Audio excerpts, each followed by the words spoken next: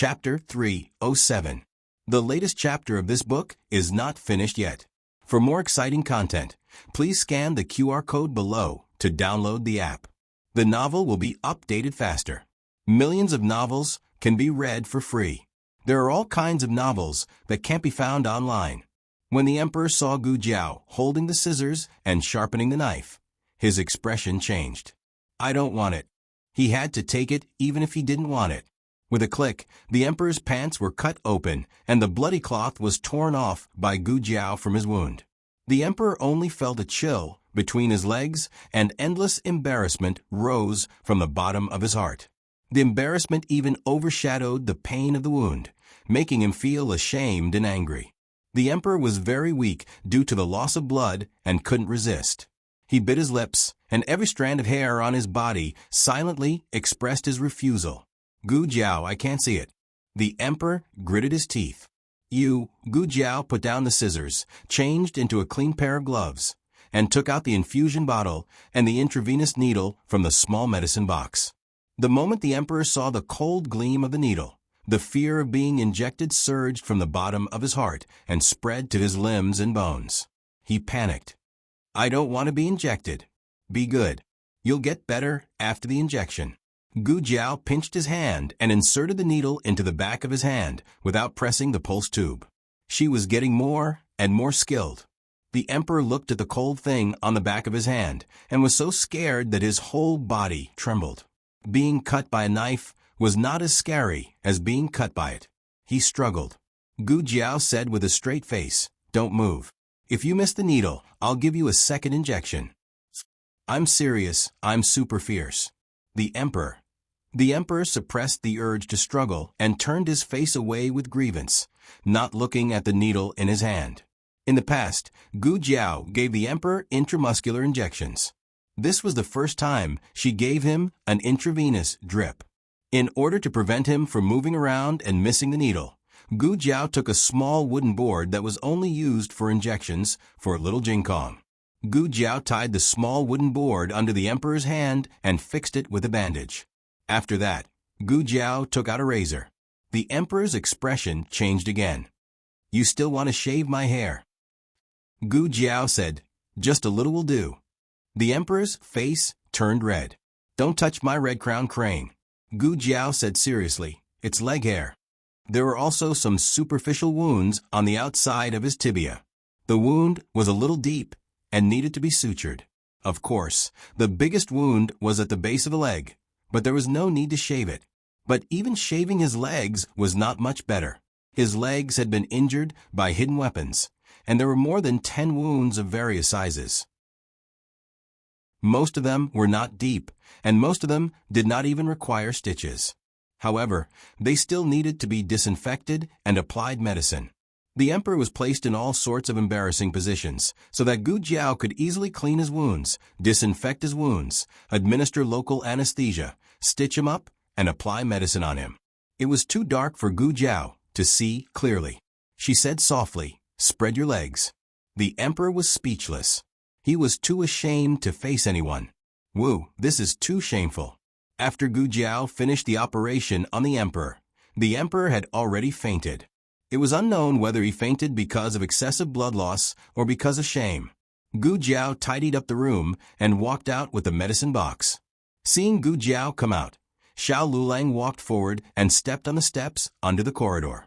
He took the medicine box from her hand and said, "Mother said that there was an injured person in the house." Xiao Lulang had already been waiting in the courtyard for a while. He had just gone to Lin Xingye's house. When he came back, he saw the bloodstains on the ground. He also saw Yao Shi anxiously walking back and forth in the courtyard. After asking, he found out that Gu Jiao had brought back an injured person. The injury seemed to be quite serious. Gu Jiao had been in there for almost an hour. Xiao Lulang had Yao Shi go to rest. He waited outside for Gu Jiao. Xiao Lulang called Yao Shi mother. Gu Jiao was her biological daughter. She could not call her that if she had a knot in her heart. Xiao Lulang was her son-in-law. If he did not call her that, Yao Shi would feel that he was an outsider. Gu Jiao had already accepted Yao Shi in her heart. Thus, when Xiao Lulang called Yao Shi mother, it was quite pleasing to her ears. It was just that she was a little embarrassed to say it. It was as if she called her that, the bond between them would not be severed. She still needed time. She had to completely walk out of the shadow of her previous life. Gu Jiao understood that Xiao Lulang was curious as to why he did not send the injured person to the medical center. Instead, he directly brought him home and lived in his great-aunt's room. It had to be known that that was the Empress Dowager's room. Normal people could not live there. Gu Jiao turned around and gently pushed open the door. A pair of eyes that seemed to be able to speak blinked as she looked at him. Xiao Lulang walked into the room and used the light from the oil lamp to see the other person's face clearly. His Majesty? He was astonished. He encountered an assassination. No wonder he didn't send him to the medical center. It was very dangerous to send him to the medical center in this kind of situation. The emperor had already fallen asleep, and his injuries had been treated. However, it was not hard to see what kind of danger he had experienced from his pale face. Xiao Lulang closed the door for the emperor and looked at Gu Jiao. "Are you all right?" The emperor had encountered an assassination, and she had coincidentally picked him up. It was hard to not worry if she had also encountered a wave of danger. Why did she use the word picked up? It was mainly because Gu Jiao liked to pick up people at home too much. She had picked up an Empress Dowager by accident. Then she had picked up a little monk by accident. Then she had picked up an old chancellor of the Imperial College by accident. All right, the old chancellor wasn't picked up by her. It was her great-aunt who picked him up. Gu Jiao wanted to say that she was fine. However, when the words were at the tip of her tongue, she rolled her eyes and stretched out her small hand. "My hand hurts a little." "What's wrong with your hand?" Xiao Lulang subconsciously held her pair of white hands and carefully examined them from the palm to the back of the hand, from the web between the thumb and index finger to the fingertips. After he finished examining, he didn't see a trace of injury. He looked at her strangely. "Sore," Gu Jiao explained without changing her expression. Xiao Lulang was about to retract his hand when he suddenly heard Gu Jiao cry out in pain. One of her hands was held by him while the other hand was raised to cover her left eye, looking very uncomfortable. Xiao Lulang wasn't so easily fooled. He asked indifferently, "What's wrong? Your eyes are sore too?" Gu Jiao rubbed her eyes. "Sand got into my eyes." Xiao Lulang didn't know if the sand really got into her eyes or if it was fake. However, he could see that she had rubbed her eyelids and cheeks red. He couldn't help but raise his hand and move her hand away. "Let me take a look." His slender jade-like fingertips gently landed on her eyes, while his thumb landed on her cinnabar birthmark. The birthmark didn't have any temperature, but his fingertips were inexplicably hot. Perhaps it was because the sand really got into her eyes. Her left eye was red, and there was a glimmer of moist light flickering in it. The corner of her eye was also slightly red, giving off a trace of weakness, as if she had just been bullied. It was extremely seductive. Xiao Luang's throat moved and was a little dry and hoarse. He slowly lowered his head and got close to her eyes, blowing gently. "Is there still sand?" he asked softly. Gu Jiao blinked and felt for a moment. "There's more." He lowered his head again, as if he wanted to kiss her eyes. "I didn't see anything." "Young master, please continue." Yu who had just finished cleaning up the kitchen, came out and saw the young master and her family's young miss playing kissing in the corridor. She was so scared that she quickly covered her eyes, turned around, ran back to the kitchen, and closed the door in one go. Xiao Lulang felt a wave of shame in his heart. They didn't do anything kissing, but they had to bear the name of kissing. It really was a grievance. Gu Jiao's eyes were fine. Xiao Lulang planned to send her back to her room, but he didn't know if it was because she had pulled too much when she was saving the emperor. But the pipa button on her chest had broken and her clothes had split open, revealing a white undergarment embroidered with pink lotuses. Xiao Lulang unconsciously swept his eyes over it before quickly looking away. However, that pink and tender little lotus tip was like a nail that was hammered into a certain person's mind and couldn't be removed. But it was clear that Gu Jiao didn't realize that one of her buttons had been undone. Xiao Lulang was about to remind her when Gu Xiaoshan and Gu Yan came back from outside. Ever since they had hidden guards, the two of them had been able to practice for a longer period of time, so they didn't have to worry about encountering any danger on the road. Brother-in-law? Gu Xiaoshan saw Xiao Lulang, and before his gaze could fall on Gu Jiao, Xiao Lulang moved to the side and firmly blocked Gu Jiao. He used his body to block Gu Jiao between himself and the wall. His hands were on either side of her, not leaving a single gap in his line of sight. This appearance was very much like a beast protecting its food. He turned around and said to the two of them in a deep voice, "You two enter the room first." The two who had never been treated so seriously by their brother-in-law, even though they were at the bottom of the class in the exam. Brother-in-law's eyes were so fierce. The two of them obediently entered the room. Gu Jiao blinked as she looked at Xiao Lulang, who was right in front of her. Her husband was pushing her against the wall. Xiao Lulang cleared his throat and pulled back the hand that was protecting her. He opened his mouth, but in the end, he didn't remind her that her button was undone. Instead, he took off his outer robe and wrapped it around her body. "Go back to the room. It's cold at night." The emperor woke up in the middle of the night. The anesthetic's effect had worn off and he felt pain all over his body. Yu Ya-er was guarding his room. When she saw that he had woken up, she quickly went to call Gu Jiao. Gu Jiao said to Yu Ya-er, "You go rest. There's no need to guard the back." "Yes." Yu Ya-er returned to her room. Gu Jiao pushed open the door and entered. Yu Ya-er took very good care of the emperor. She didn't let him sweat or catch a cold. Everything was just right. "Help me up." The emperor wasn't used to speaking while lying down. Gu Jiao helped the emperor sit up and took a cushion for him to use as a backrest. The capital was hot during the day, but it was still a little cold at night. The emperor's original clothes couldn't be worn.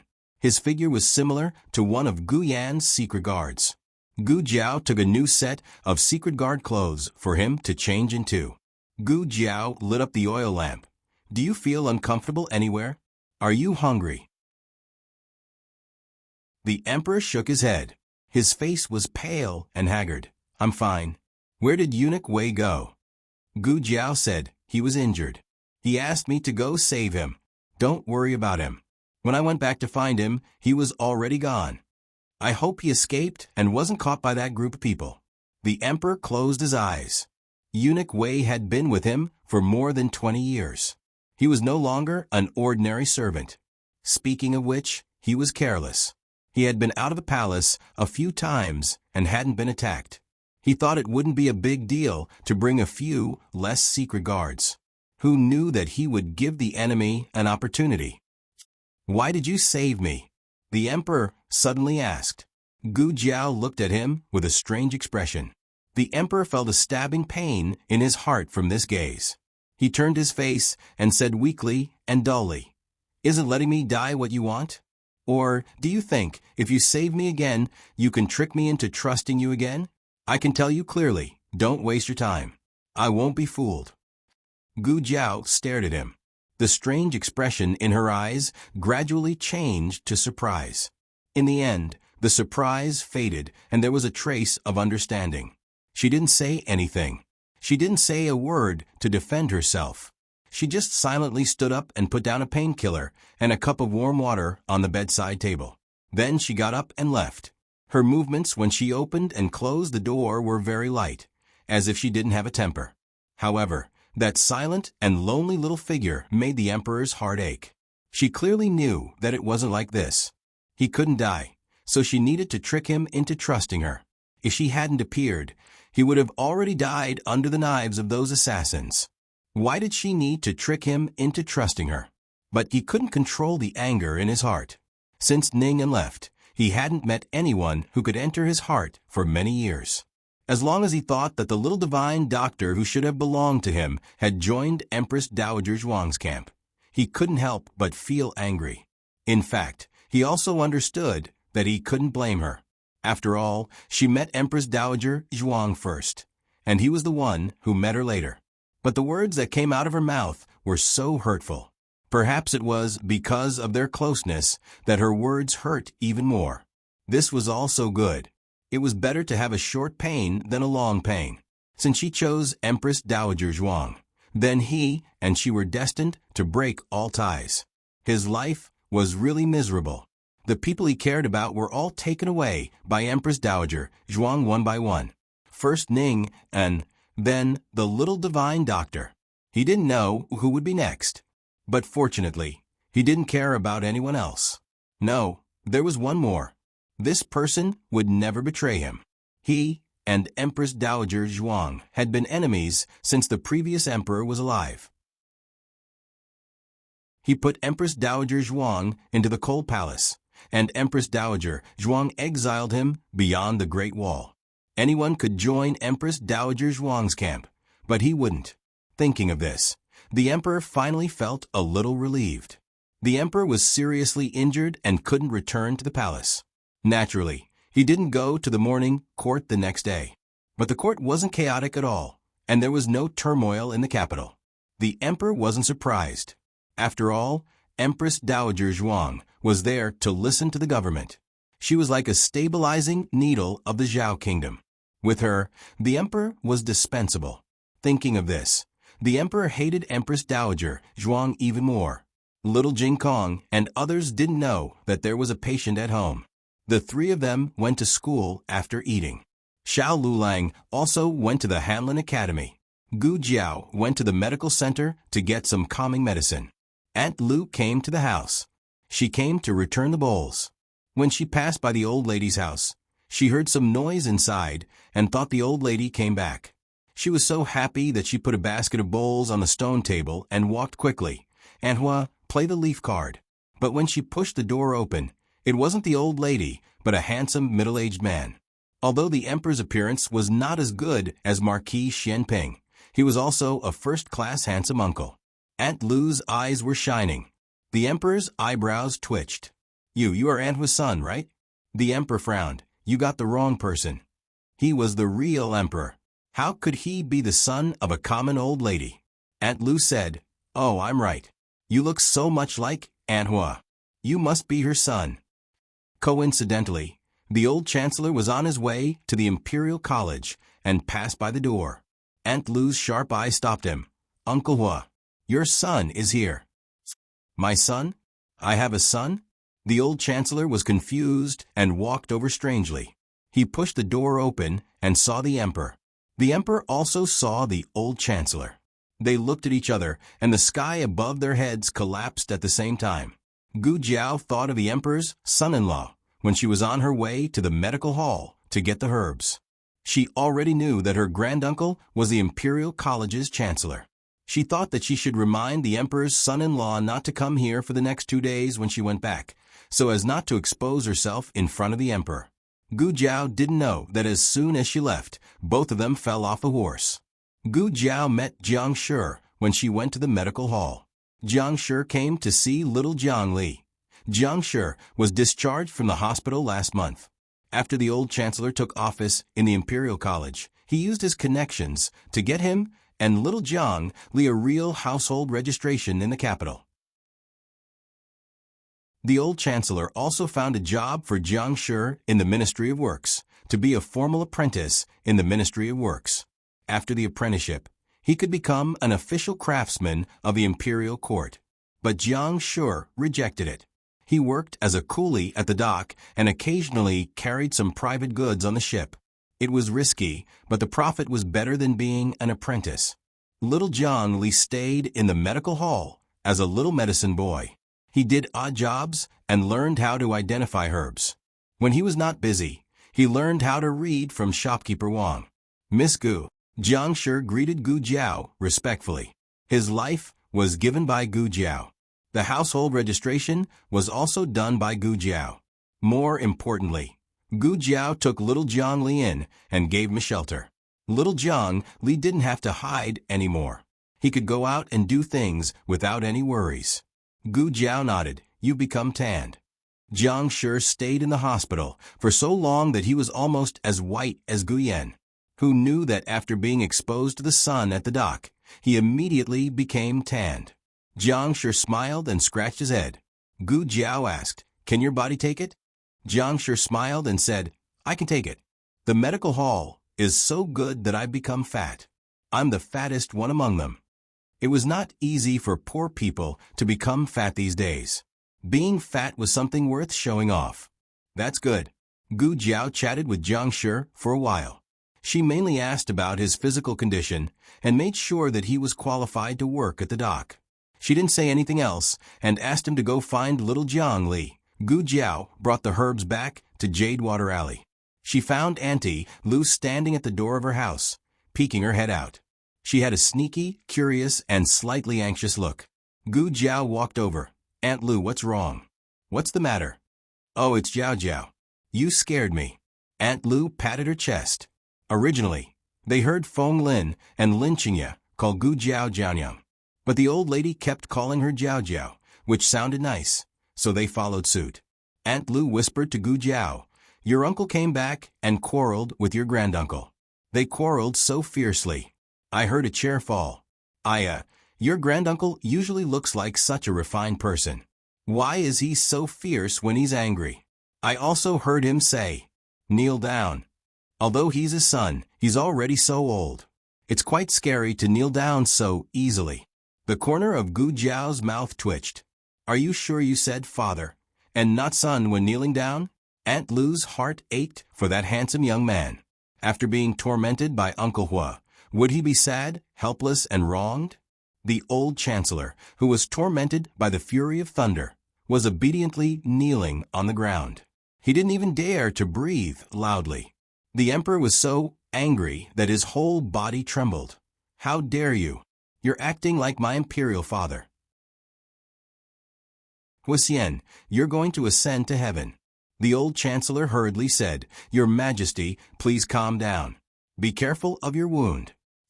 The emperor said angrily, "You still care about my wound. Aren't you just trying to anger me to death? Stop being pretentious in front of me." The emperor was simply sad to death, helpless to death, aggrieved to death. It was still acceptable for the little divine doctor to rely on Empress Dowager Zhuang. Empress Dowager Zhuang's methods were brilliant, but the little divine doctor was kept in the dark by that woman from the beginning to the end. He didn't know that she was a vicious woman. But Huixian, this old thing, had interacted with Empress Dowager Zhuang all his life. How could he not know what kind of character Empress Dowager Zhuang was? How could he not know that the biggest cancer in the Dezhou kingdom was Empress Dowager Zhuang? How could he not know that he and Empress Dowager Zhuang were irreconcilable? "Your Majesty," the old chancellor wanted to explain, but he hesitated. He couldn't say that Zhuang Jin's had lost her memory and mistook him for his wife. It wasn't that he couldn't convince the emperor, but he just didn't want to say that. He also didn't know why. The emperor said, "Do you know what kind of crime it is to blaspheme the Empress Dowager of a kingdom?" The old chancellor said, "According to the law, you should be punished." The emperor said, "Punished? I'll punish your 9 generations." The old chancellor suddenly calmed down. Perhaps he smelled the smell of death, so he wasn't so scared anymore. He kowtowed, knelt on the ground and said, "I'm an orphan. I have no father, mother, sisters, or brothers. I'm all alone. I lost my wife when I was young and had no children in my life. Among my 9 generations, there's only me. You." The emperor was so angry that he took the medicine bowl on the bedside table and threw it over. The old chancellor didn't dodge. However, the emperor was seriously injured and didn't have enough strength.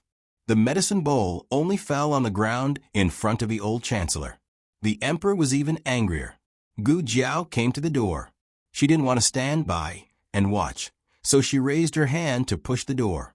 Suddenly, a hand with traces of age gently clasped her wrist. She turned her head and was slightly stunned. "Great Aunt?" Who else could it be if it wasn't Empress Dowager Zhuang, who dressed up as an old lady? "Great Aunt, why are you here?" Gu Jiao asked. Empress Dowager Zhuang said majestically, "Such a big thing happened. How can I not come?" She couldn't say that she came out to play cards.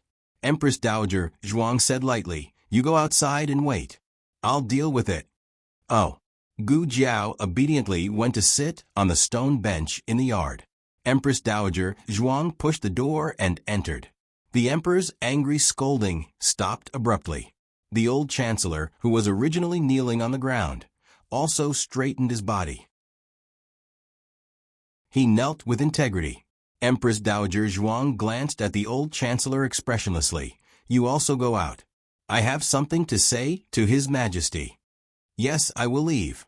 The old chancellor didn't dare to look directly at Empress Dowager Zhuang's face. He lowered his eyes and bowed without looking sideways. Then he got up and went out. The emperor looked at the old lady, who was dressed like a commoner, in disbelief, and was speechless for a moment. He had never seen Empress Dowager Zhuang like this. Even if she was going to go out in plain clothes, she didn't have to dress so shabbily, right? He almost didn't dare to recognize it. Empress Dowager Zhuang's fierce and domineering eyes swept over him. "Emperor, there's that smell. Your Empress Mother is still your Empress Mother." If Empress Dowager Zhuang wanted to shine, she could shine like the sun even if she wore a sack. Wherever she stood, her fierce aura filled the whole room. "I escaped from Leprosy Mountain and fainted on the side of the road. After I was rescued and woke up, I didn't remember the past. My memory was messed up and I recognized some people wrongly. Emperor, you don't have to hold on to those who don't dare to disobey me." This was the first time Empress Dowager Zhuang openly admitted that she had leprosy in front of the emperor and that she had wandered among the commoners. In fact, it was something that they both knew, but the two of them had to show off their acting skills in the palace. The emperor also thought about letting him say it, but it was Empress Dowager Zhuang who broke the window paper first. The emperor laughed at himself. In terms of courage and boldness, he really couldn't compare with his Empress Mother. Empress Dowager Zhuang continued, "Emperor, if you want to blame someone, blame yourself. If you didn't cause me to have leprosy, how could it have involved so many things later?" Another layer of window paper was pierced through. The emperor clenched his fists in shame and embarrassment. "What about Empress Mother?" He sneered. "Empress Mother didn't want to kill me." In the palace, he wouldn't call himself emperor in front of Empress Dowager Zhuang. He would call himself son. But did she think that she was the only one who would break the window paper? The emperor sneered again and again. "Empress Mother left the palace early in the morning to confirm whether I was dead or not. Last night's assassination failed. Empress Mother, are you disappointed?" Empress Dowager Zhuang didn't rush to answer his question. Instead, she asked, "My leprosy has been cured. Are you disappointed?" The emperor sneered. "Of course I'm disappointed. Extremely disappointed." Empress Dowager Zhuang said, "Then I'm the same." After she finished speaking, she went out expressionlessly.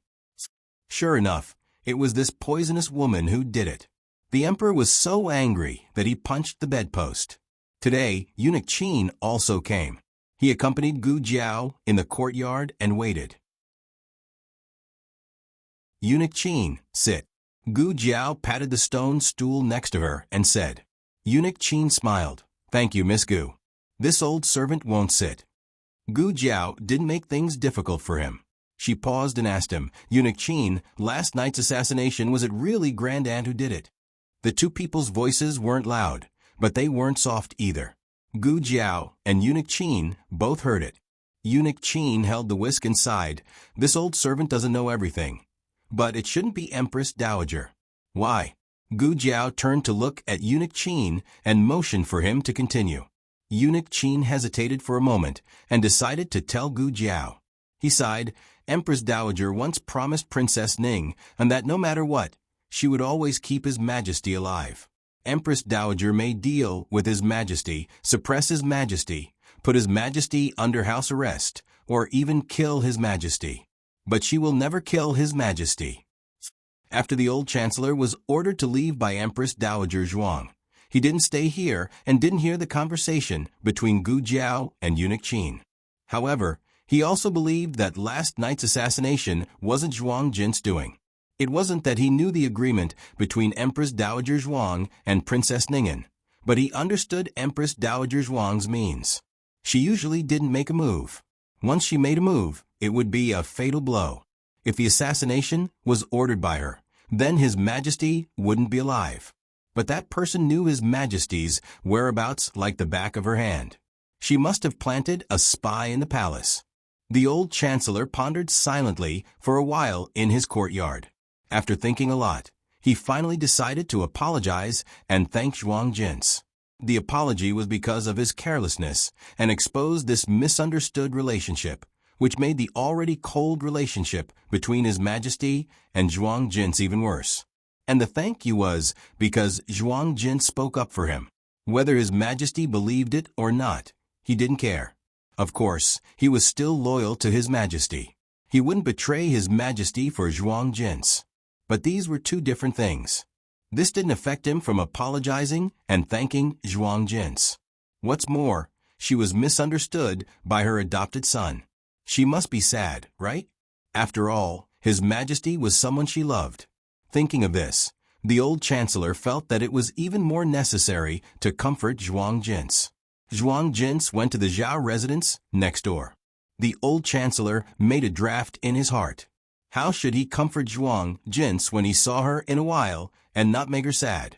Thinking of this, he entered the Zhao residence. But who could tell him what he saw? 2 circles. Empress Dowager Zhuang crossed her legs and played a leaf card domineeringly. Where was the slightest bit of sadness and grievance on her face? She was clearly in high spirits. The old chancellor's mouth twitched fiercely.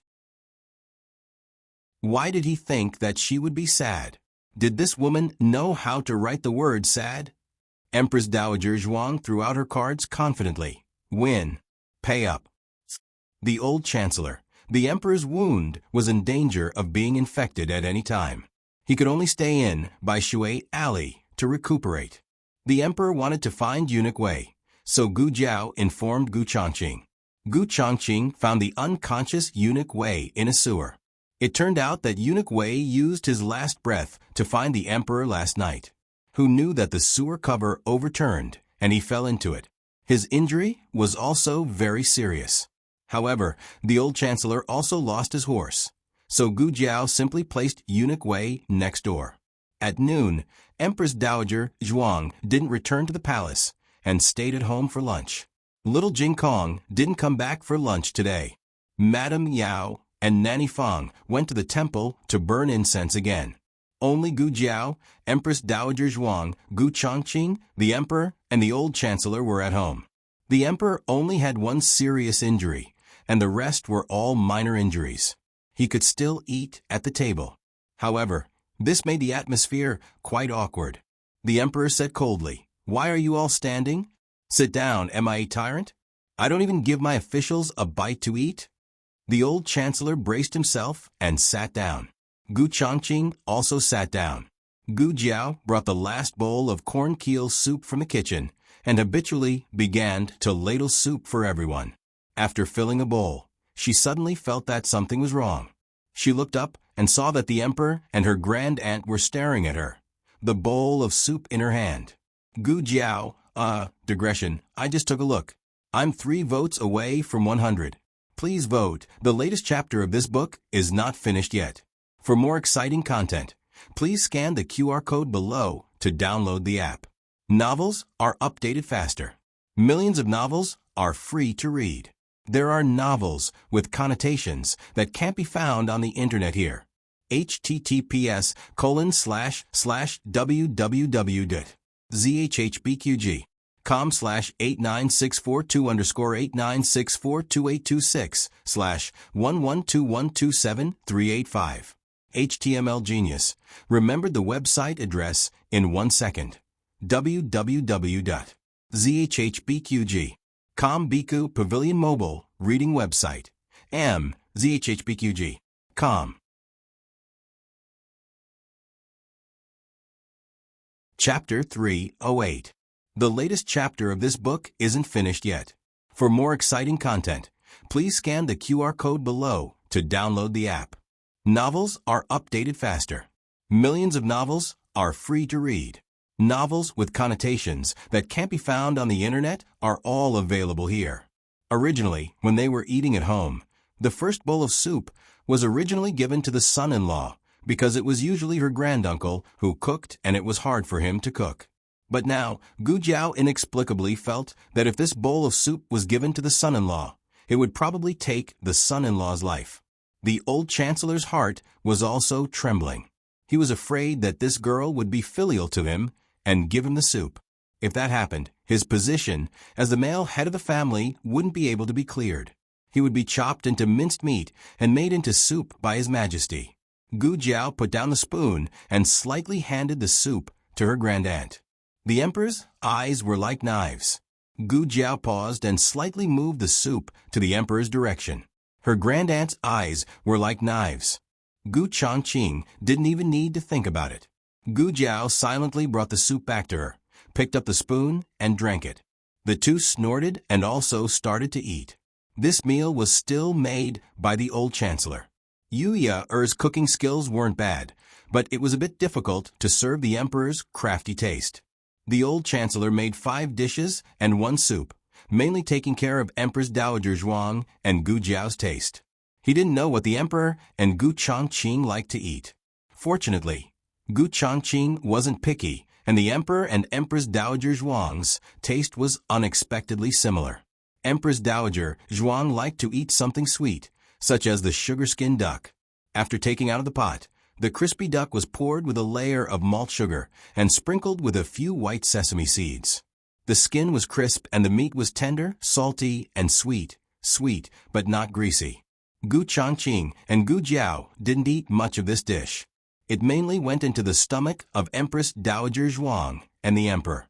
The other dish was the brown sugar glutinous rice cake. The old chancellor originally made 2 plates. One was sprinkled with sesame seeds, which Zhuang Jin's liked to eat. The other one wasn't sprinkled with sesame seeds, which Gu Jiao liked to eat. After that, the emperor did not touch the plate with sesame seeds. He also liked to eat dishes with sesame seeds. The emperor had been eating alone in the palace and would only go to the harem occasionally.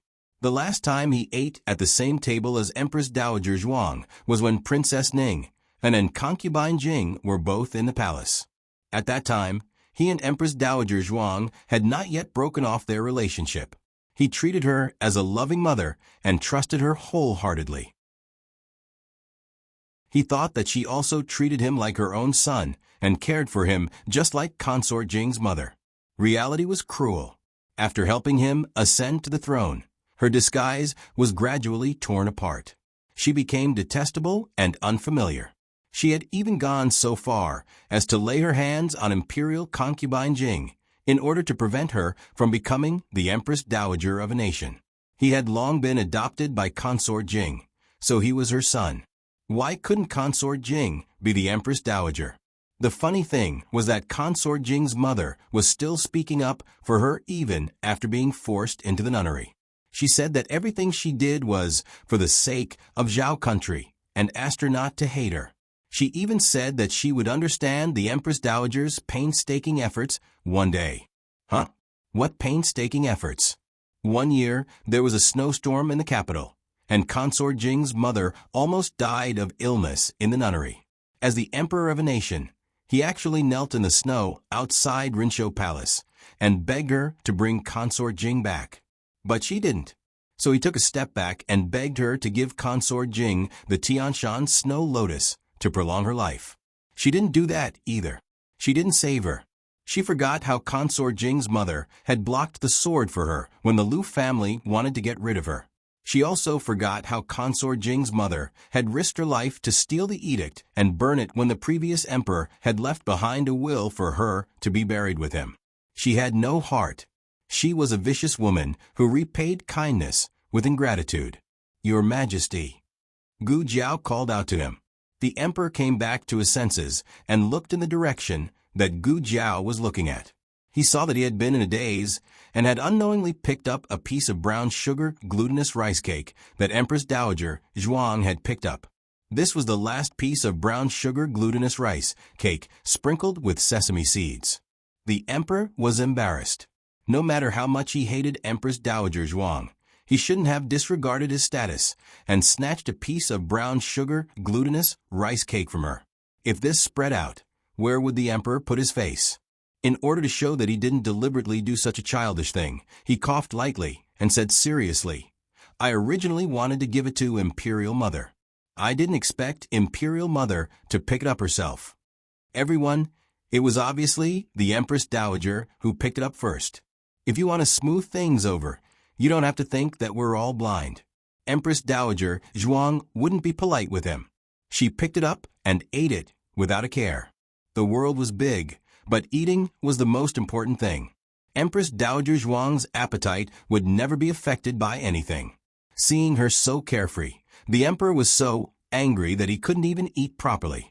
After eating, Gu Chongqing helped the emperor back to his room. The emperor lay on a bed that wasn't too wide. He didn't like hard beds, but he also didn't like soft beds. This level was just right. Although the room was small and the furnishings were simple, it inexplicably gave him a sense of peace and stability. It was as if everything was placed where he wanted it. No one knew that the emperor of the Zhao kingdom had a small problem of being afraid of the dark. On the bedside table, there was an old metal box with a candle and a match in it. The candle was new and was obviously just a backup. He remembered that when he was a child, Consort Jing always left a candle and match at his bedside. He didn't expect the little miracle doctor to be so considerate. In fact, the rules in the palace were strict. Matches couldn't be placed close to the bed. But Consort Jing knew that he was afraid of the dark. Thinking of Consort Jing, the emperor's eyes became moist. He had to get rid of that vicious woman as soon as possible. Only then could he take Consort Jing back to the palace and live out the rest of her life. Gu Chongqing stayed in Jadewater Alley to protect the emperor. Eunuch Wei's left arm was fractured. Gu Jiao had already put a plaster cast on it. In addition, he also needed some medicine to replenish blood and qi to help him recover. Gu Jiao decided to go to the medical center again. She ran into Gu Chengfeng as soon as she got the medicine. Gu Chengfeng was wearing a mask in broad daylight, but he was also wearing second young Master Gu's clothes. Gu Jiao looked at him strangely. What's wrong? You're disfigured and can't see people? Gu Chengfeng choked. Wasn't his face disfigured? His face was still swollen from the slap from the old man this morning. Gu Chengfeng cleared his throat and said seriously, Don't worry about my face. I came to find you today for a serious matter. What is it? Gu Jiao said mildly. Gu Chengfeng looked around and whispered to Gu Jiao, Someone wants to assassinate His Majesty. Gu Jiao said, It's not an assassination, it's already been done. Gu Chengfeng was shocked. What? Already done? So fast? I just heard the news yesterday. Gu Jiao asked, Where did you hear it? Gu Chengfeng said, Celestial Music House. Gu Jiao was slightly surprised. You went to Celestial Music House? Isn't that place very hard to get in? Gu Chongqing had said before that there must be a way in. Normally, it would be a recommendation from an acquaintance. It was a pity that a gentleman like Gu Chongqing did not know anyone who could enter Celestial Music House. Gu Chengfeng waved his hand. I quietly snuck in and was almost discovered. I accidentally heard that someone was plotting to assassinate His Majesty.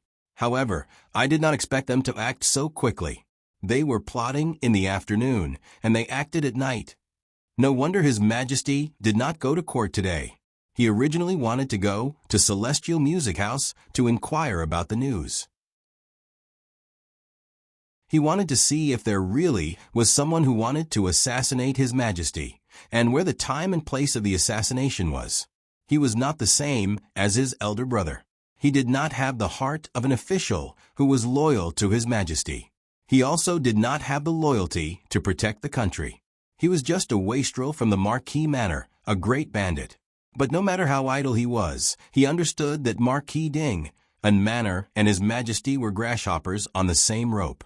So, in his heart, he did not want anything to happen to His Majesty. Gu Jiao asked, You came today to tell me this? I came. No. Gu Chengfeng suddenly found that he had been led by the nose by this girl.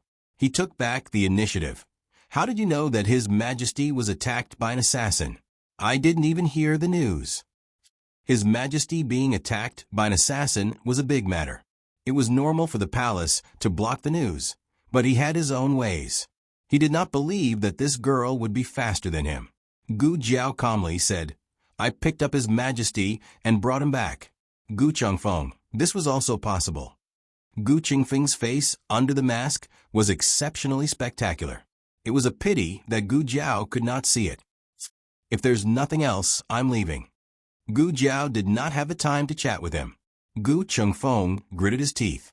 Thinking of the words he was about to say, he felt a trace of pride. I came to sell you a piece of information. Didn't you always want to know who was the mastermind behind the scenes that almost killed elder brother and Gu Yan? You know? Gu Jiao turned to look at him. Gu Chengfeng took out a token from his bosom. Look at what this is. What? Gu Jiao did not understand. Gu Chengfeng raised his eyebrows and said, This is the token of Immortal Music House. Whether it was the assassin who went to the barracks that night to assassinate my elder brother or the assassin who almost killed His Majesty last night, they are all related to Immortal Music House. As long as you enter Immortal Music House, you will definitely be able to find out about the other party. Gu Jiao reached out to take the token. Gu Chengfeng was guarding against this move of hers. He hid the token behind his back and stretched out his other hand, saying, 1,000 taels, no bargaining. Gu Jiao rubbed her chin. Gu Chengfeng took a step back and said, Don't even think about snatching it from me. If you dare to use force, I will destroy the token, so that you will never be able to enter Immortal Music House again. Don't think that there will be a second one. Let me tell you, I spent a lot of effort to get this one. That place is heavily guarded and is much harder to break into than the marshal's mansion. He was serious. He had been cheated by this girl so many times. This time, he must get back at her. All right, 1,000 taels it is. Gu Jiao agreed. She agreed so easily? Could it be a scam? Gu Chengfeng looked at Gu Jiao suspiciously. He had been persecuted so many times that if she did not persecute him, he would feel that it was unreal. Gu Jiao said, I don't have that much money on me. Can I owe you first? Gu Chengfeng said, without hesitation, No. One hand for the money, and the other hand for the goods. Gu Jiao spread her hands, but I don't have it. Want to act shamelessly? Gu Chengfeng took out a pen and paper that he had already prepared. I knew you would act shamelessly. Here, write an IOU. I will go to your clinic to get it later. Gu Jiao pursed her lips and looked at him with hidden bitterness. She took the pen and paper and wrote an IOU. Sign it. Gu Chengfeng reminded. Did this girl think that he was illiterate? She did not even sign it. Whose IOU was it? Gu Jiao unwillingly took out a seal from her bosom. She opened the seal, blew on it, and stamped it. Now it's done, right? Gu Chengfeng accepted the IOU with satisfaction and threw the seal to her. Gu Chengfeng knew this girl too well. Her promises could never be trusted. Don't look at how she gave him the banknotes at this moment. Who knows, she might knock him unconscious and snatch the banknotes away. See you later. Ha ha ha. Gu Chengfeng waved his arms and ran away as if he was reincarnated. Gu Chengfeng ran 2 streets in one breath. When he was sure that Gu Jiao did not chase after him, he leaned against the wall and gasped for breath. He took out the IOU that Gu Jiao gave him. Smelly girl, you've finally fallen into my hands. He was so proud of himself that he looked at the IOU over and over again. As he looked at it, he suddenly felt that something was wrong. The seal was upside down. When he glanced at it, he understood the word Gu, and no longer suspected her. But now, he held up the seal and looked at it carefully under the sunlight. He saw 4 words printed on it, Gu Changqing seal. Gu Chengfeng spat out a mouthful of blood after all this time. He actually got an IOU from his elder brother? Why would this girl have his elder brother's seal in her hands? If he took 1,000 taels IOU to his elder brother to collect the debt, he would be beaten into fertilizer by his elder brother. Gu Chengfeng suddenly remembered Gu Jiao's resentful eyes. If it was not for that gaze, he would not be so easily fooled. He did not see her for a few days, and she actually learned how to act. Who taught her? He was so angry. So angry. Gu Jiao first returned to Jade Water Lane and ordered to boil medicine for Eunuch Wei. Afterwards, she changed her clothes and headed to a mortal music residence. Although she did not have enough evidence, her intuition told Gu Jiao that the person who tried to assassinate the emperor and the person who tried to sow discord between Marquis Ding and Fu and the marshals, Fu came from the same power. The other side's ultimate goal in trying to sow discord between Marquis Ding and Fu and the marshals Fu was to drive a wedge between the emperor and her great-aunt. But unexpectedly, they failed. So they simply came to assassinate the emperor. As the other side wished, the emperor determined that her great-aunt was the murderer. Truly a sly person. Gu Jiao indifferently looked at a mortal music residence's signboard. Killing intent flashed through her eyes. The newest chapter of this book is not finished. For more exciting content, please scan the QR code below to download the app. Novels are updated even faster. Millions of novels are free to read. Novels that can't be found online are all available here. https://www.zhbqg.com/89642_8964226/112101371. HTML Genius. 1 second. Remember this website address. www.zhbqg.com. Bikugo mobile reading website. zhbqg.com.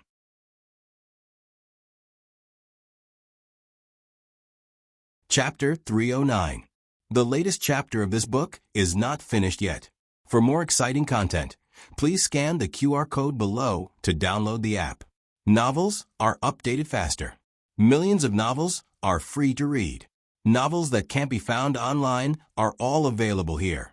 As the fastest rising brothel in the capital, Immortal Music House overshadowed the former Soft Jade Pavilion. Apart from the fact that the girls inside were all fairy-like and talented, its unique business model was also enough to whet the appetite of the capital's influential officials.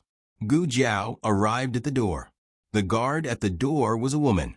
The woman looked at Gu Jiao's token and didn't say anything as she let her in. It was Gu Jiao's first visit to a brothel, so it was quite refreshing. There was no extravagance, toasting, exchanging of cups, singing of orioles, and dancing of swallows as he imagined. The music here was not decadent, but like the sounds of nature. Walking in the spacious lobby, from time to time, girls would pass by her. Gu Jiao casually glanced at them. They really were fairies. It was as if she had entered fairyland, just a little bit away from becoming a fairy. Suddenly, a begonia flower fell on Gu Jiao's shoulder. Gu Jiao didn't reach out to catch it, letting the flower fall to the ground. From the railing on the second floor came a soft sigh. Young master doesn't want this servant's flower. Does he dislike this servant? This sentence shattered the fairyland filter in front of Gu Jiao's eyes. Finally, there was a hint of a brothel. Gu Jiao raised her head. She was wearing a mask that covered her nose and face, but it didn't cover her rosy lips and delicate chin. It also didn't cover her pair of cold eyes.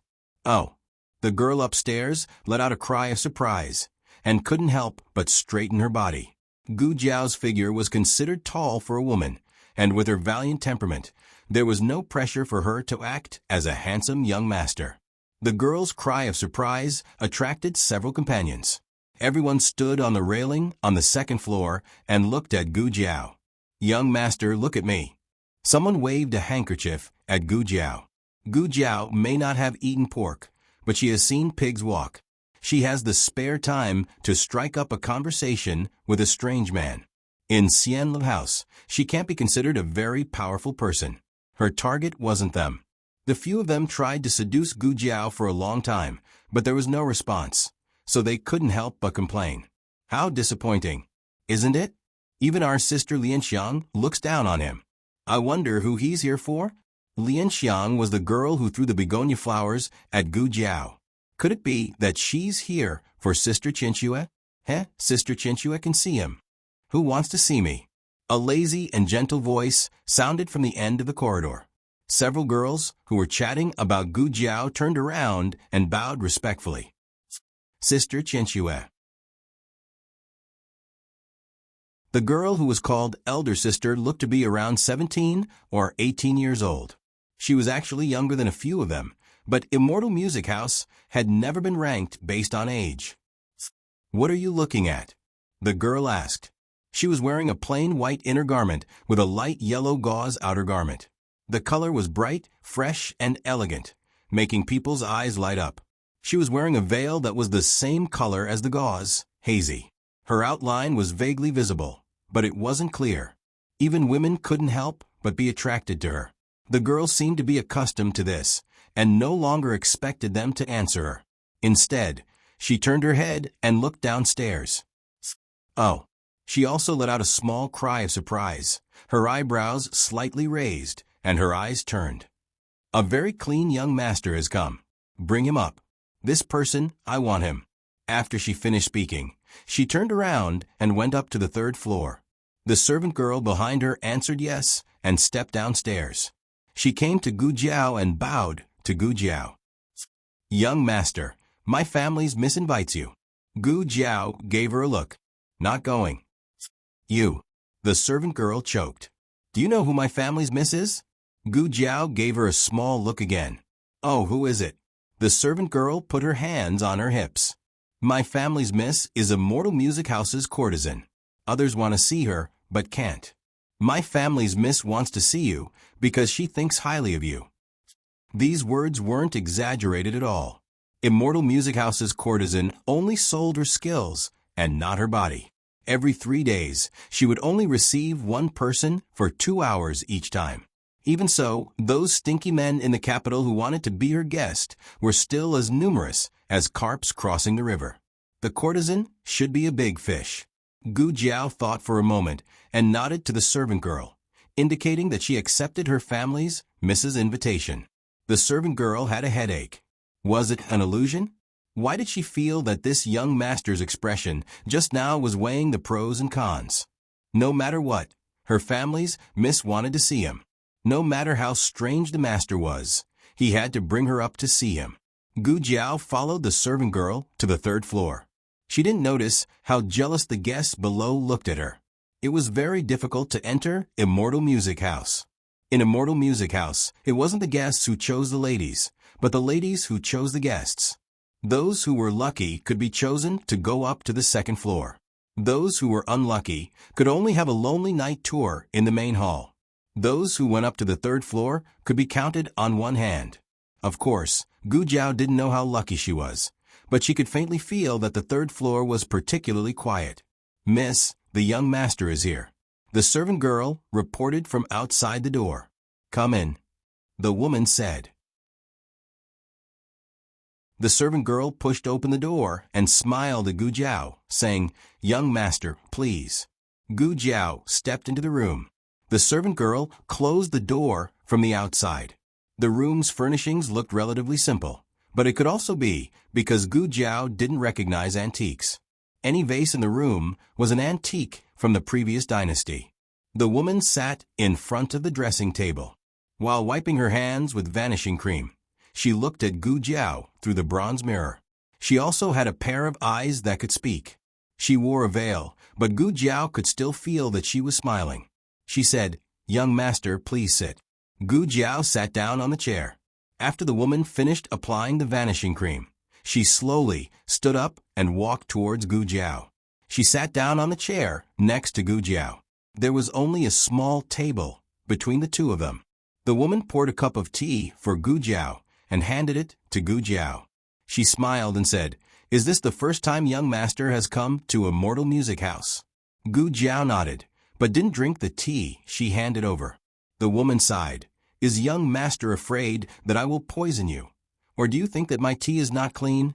Without waiting for Gu Jiao's reply, the woman directly took the cup of tea and drained it in one gulp. Then, as if this matter was over, her eyes curved as she asked, "What is her doing here at the Immortal Music Abode?" This question was strange. What could a man do in a brothel? Was it just to cover himself with a quilt and chat?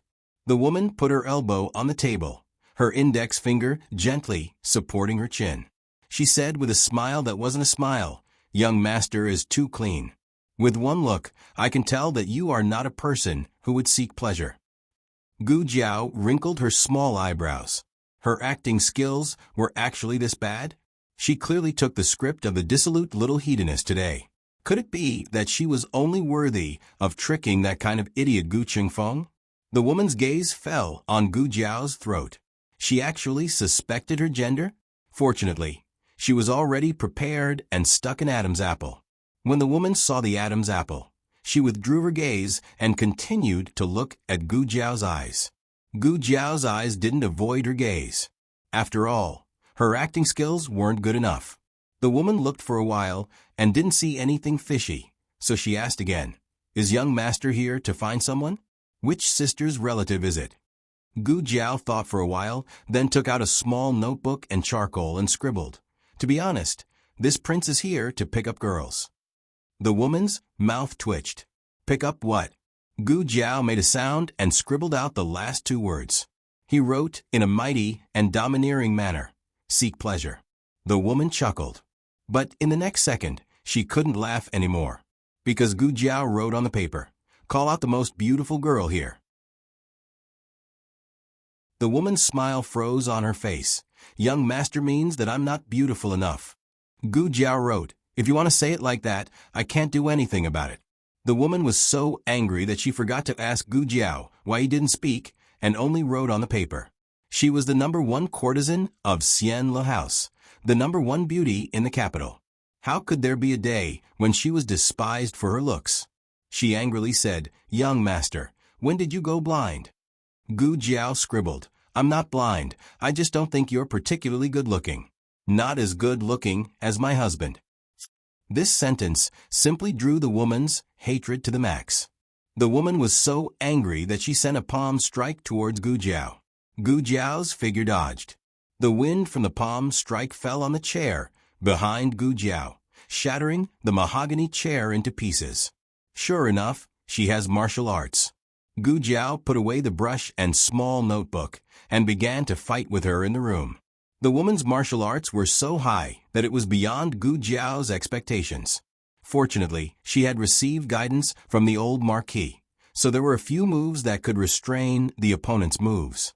Gu Jiao pinned the woman's hands behind her back and pressed her on the bed. But the woman was far more cunning than what she showed. She twisted her body and slid out of Gu Jiao's body like a loach. Taking advantage of Gu Jiao's unpreparedness, she threw Gu Jiao onto the bed. Her hands clasped Gu Jiao's hands, and her legs pressed down on Gu Jiao's legs. Saying that this old lady isn't beautiful enough. This old lady will take off your mask and see what kind of virtue you have.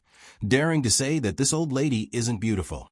She used her right hand to clasp Gu Jiao's wrists above her head, and raised her left hand to take off Gu Jiao's mask. But Gu Jiao broke free of her shackles and kicked her to the inside of the bed. She took the initiative and pressed down on her hands and legs. Gu Jiao sat on her lap, untied her hair tie, and tied her hands to the bedpost. The woman struggled and her clothes slipped, revealing a large area of snow-white skin. The woman was ashamed and angry.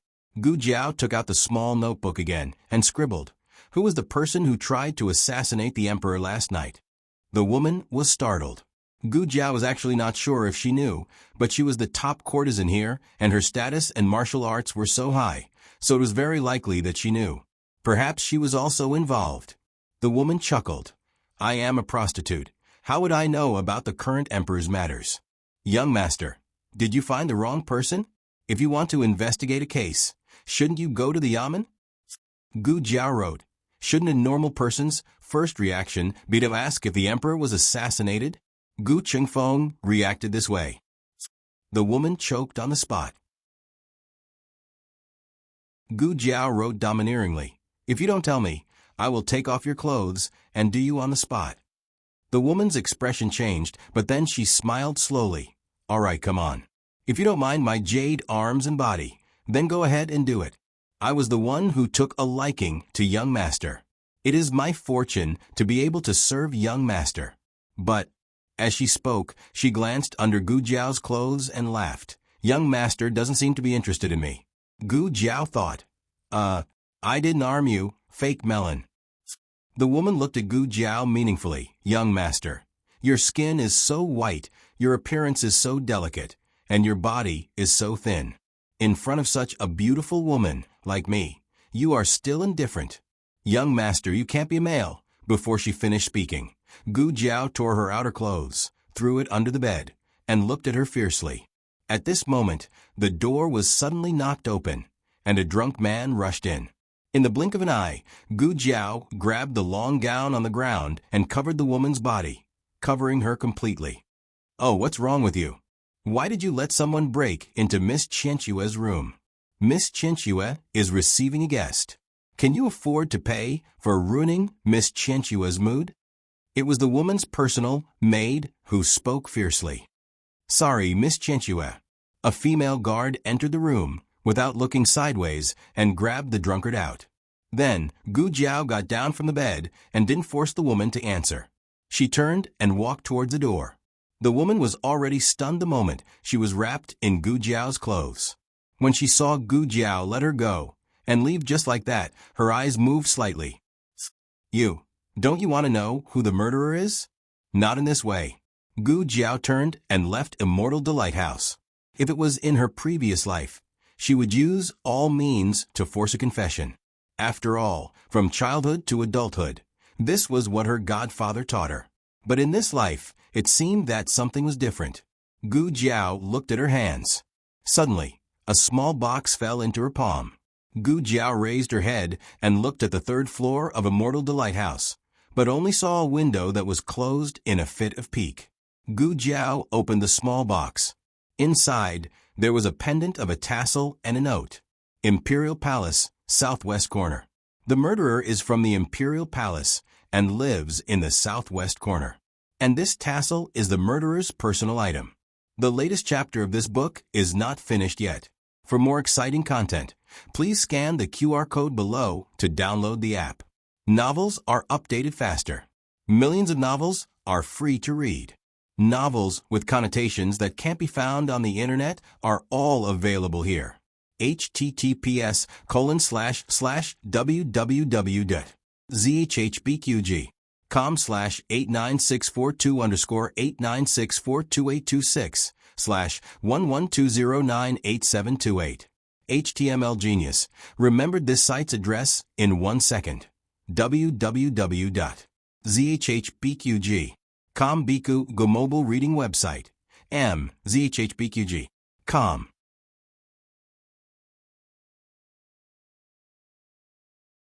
Chapter 310. The latest chapter of this book is not finished yet. For more exciting content, please scan the QR code below to download the app. The novel is more complete and updated faster. Millions of novels can be read for free. Novels with connotations that can't be found online can be found here. Gu Jiao went to the medical center first and changed her clothes before returning to Jishui Alley. Her grand-aunt had already returned to the palace. The emperor was injured and couldn't manage the court. As the empress dowager, she couldn't really idle around all day. After playing mahjong, they dispersed. The old chancellor also went to the Imperial College to deal with today's official business. The news of the emperor's assassination wasn't spread to the outside world, and no one was mobilized from the palace. Instead, Gu Chongqing stayed by the emperor's side to protect him. Gu Chongqing lived openly in Jishui Alley. Xiao Lulang and her 3 younger brothers hadn't returned yet. Gu Jiao went next door to see Eunuch Wei. His injury was more serious. He drank medicine in the afternoon and fell asleep not long after. Yu Ya said, "Eldest miss, did I make a mistake? Why doesn't he wake up?" Gu Jiao took Eunuch Wei's pulse and said, "You did well. He's too weak and needs to rest for a few days." Hearing Gu Jiao say this, Yu Ya was relieved. Gu Jiao went to her grandaunt's room to take the emperor's pulse. The emperor was also asleep. His wound didn't show any signs of inflammation, but it couldn't be taken lightly.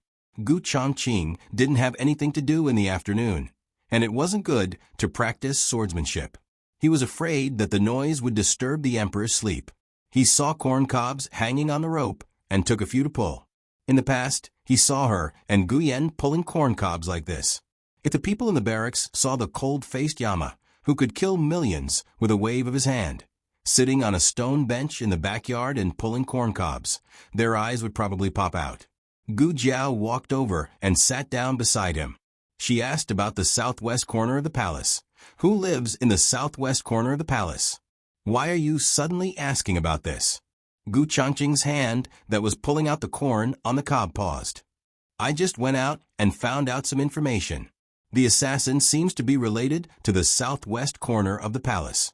Gu Jiao did not mention that she went to the brothel to investigate. But Gu Changqing wasn't stupid. Such a big piece of news couldn't be found outside. The only place he didn't investigate was a mortal music house. Gu Changqing narrowed his eyes and put down the corn in his hand. His face became serious. You went to a mortal music house? Gu Jiao said seriously, No, I'm a gentleman. I don't go to that kind of place. She had already changed her clothes. If she didn't admit it, she wouldn't go. Gu Changqing's gaze fell on her small throat. Your Adam's apple hasn't been removed yet. Gu Jiao, her persona, collapsed too quickly, just like a tornado. Gu Changqing was angry and helpless. Although he knew that she was powerful, Immortal Music House wasn't an ordinary dragon's pool or tiger's den. That place was heavily guarded and experts were as common as clouds. Even he didn't know the depth of the place. In the future, don't go to such a dangerous place. After Gu Changqing finished speaking, he felt that she wouldn't be obedient. He paused and said, If you want to go, bring me along. Gu Jiao thought for a moment and nodded. Gu Changqing asked again, How did you get in? I picked up a token of Immortal Music House. Gu Jiao said, without changing her expression. She could even pick up a token? Gu Changqing wanted to say, what kind of luck was this? But when he thought of Empress Dowager Zhuang and the Emperor, he felt that this girl really did have this kind of luck. He didn't suspect anything, but said, So you found out about the assassin? The assassin is related to the southwest corner of the Imperial Palace. Do you recognize this tassel? Gu Jiao took out the tassel that Qianxue gave her. This was a tassel hanging from a jade pendant. The workmanship was exquisite. There were many such hand-woven tassels that could be bought on the streets and alleys. The only difference was that this tassel was colored. Gu Changqing said, Normal tassels are red. The tassels of His Majesty, the Empress, and the Empress Dowager are bright yellow. It wasn't that colored tassels didn't exist, but they were relatively rare. Gu Changqing hadn't seen anyone he knew wearing this kind of tassel. Gu Jiao asked, Will the imperial concubines in the harem wear colored tassels? Gu Changqing thought seriously, maybe. Colored tassels weren't taboo, but they weren't very popular. But, Gu Changqing continued, the southwest corner of the Imperial Palace doesn't have any imperial concubines living there. It's a place to raise bees and flowers. There's only one bee garden and one flower shed. Could it be that the meaning of the note wasn't referring to the people living in the southwest corner of the Imperial Palace, but the people who would appear in the southwest corner of the Imperial Palace? Jiao. While Gu Jiao was thinking, little Jing Kong came back from the Imperial College. He jumped out of Lu Quan's carriage and ran into the courtyard. He passed by the front yard and through the hall to the backyard and plunged into Gu Jiao's arms. His little head rubbed against her arms as much as he wanted. Recently, Gu Jiao had been busy. Little Jing Kong hadn't seen her when she came home from school for a long time. Of course, little Jing Kong didn't forget to greet Gu Changqing. He called him Big Brother. Little Jing Kong's little bald head grew a little hair. He had a handsome buzz cut again. Gu Jiao touched his little head. Her hand was sweaty. The weather was so hot that he couldn't wear his clothes anymore. Gu Jiao went to the kitchen to get some water for him to bathe. Gu Changqing said, Let me do it. Gu Changqing was very experienced in taking care of his little brother. He took little Jing Kong back to the house and gave little Jing Kong a bath. Little Jing Kong changed his clothes. After putting on his pants, he seemed to have discovered a new world. He walked valiantly to Gu Jiao and pointed at his pants and shoes. Jiao, I've grown taller. His pants were shorter. They used to cover his shoes, but now they were on top of his shoes. It wasn't much. It was only 2 inches. But 2 inches was still enough to make him taller. Gu Jiao nodded. Yes, you've grown taller. Aya. Little Jing Kong was overjoyed. He began to announce to everyone in the courtyard that he had grown taller. He even showed off his pants that were shorter. However, everyone had gone out today and hadn't come back yet. Little Jing Kong had never looked forward to his bad brother-in-law, Brother Yen, and Brother Xiaoshun as much as he did now. He wanted to show off to the whole world that he had grown taller. However, after waiting and waiting, Xiao Lulang was working overtime at the Hanlin Academy. Gu Yen and Gu Xiaoshun went to Nanxiang to learn from Master Lu. Even Madame Yao, who went to the temple to offer incense, stayed overnight at the temple with old servant Fang. He was so worried. He didn't even have a place to show off. Little Jing Kong sighed and paced back and forth in the courtyard with his hands behind his back. He walked like Master Zhao, who was worried that the price of rice would increase tomorrow. Ahem, a low cough came from Grandaunt's room. Little Jing Kong's eyes lit up. Oh, is Grandaunt back? He ran over and pushed open the door. Great Aunt.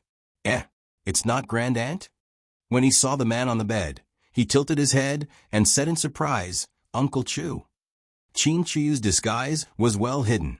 Until now, Little Jing Kong and Su Tang Tang still thought that his surname was Chu, his name was Chuyu, and his father was an official in the imperial court. The emperor had just woken up and was still in a daze.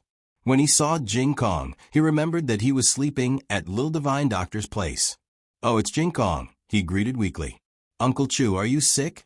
Little Jing Kong came to the bed and looked at him with wide eyes. Gu Jiao was a doctor, so it wasn't strange for her to have a patient in her house. The strange thing was that he was staying in Grandaunt's room. Why is Uncle Chu staying in Grandaunt's room? Little Jing Kong asked. Children didn't have as many twists and turns as adults, so they asked whatever was on their mind. Why isn't Uncle Chu staying at my place? That way, he could sleep with Jiao Jiao at night. The emperor didn't expect that this room was Empress Dowager Zhuang's room. He was very surprised. This is Empress, your Grandaunt's room. Yes. Little Jing Kong nodded quickly. Then the things here. The emperor paused in the middle of his words. He was saved by Little Divine Doctor in the middle of the night. He was almost dead, and Little Divine Doctor was busy saving him. How could he have the time to decorate a room for him? The tables, chairs, lamps, and candles here must have been set up beforehand. Thinking that everything here was arranged by Empress Dowager Zhuang, the emperor didn't like it at all. Little Jing Kong didn't know what the emperor was thinking. When he saw that the emperor suddenly looked depressed, Little Jing Kong thought that he was uncomfortable. He went forward and patted his hand. Uncle Chu, you will be fine. Jiao Jiao's medical skills are very good. He can cure you. Don't worry. The emperor looked at the little hand on the back of his hand. He was the emperor, but he was comforted by a 4-year-old child. The emperor suddenly didn't know whether to laugh or cry. Soon, he realized that he had slept. His clothes were untidy, and his hair was messy. He wanted to ask someone to tidy up his appearance. However, Eunuch Wei was injured, and there were no other palace servants to serve him. He suddenly looked embarrassed. Little Jing Kong asked, Uncle Chu, what's wrong with you? Forget it, he would do it himself. The emperor reached for the hair crown on the bedside table. Little Jing Kong said, Uncle Chu, do you want to comb your hair? Let me help you. You are sick, so don't move. Do you know how to do it? The emperor asked. Of course. Little Jing Kong patted his small chest and said. He combed Little Eight's dog hair every day. Little Jing Kong went to the dressing table and took the comb.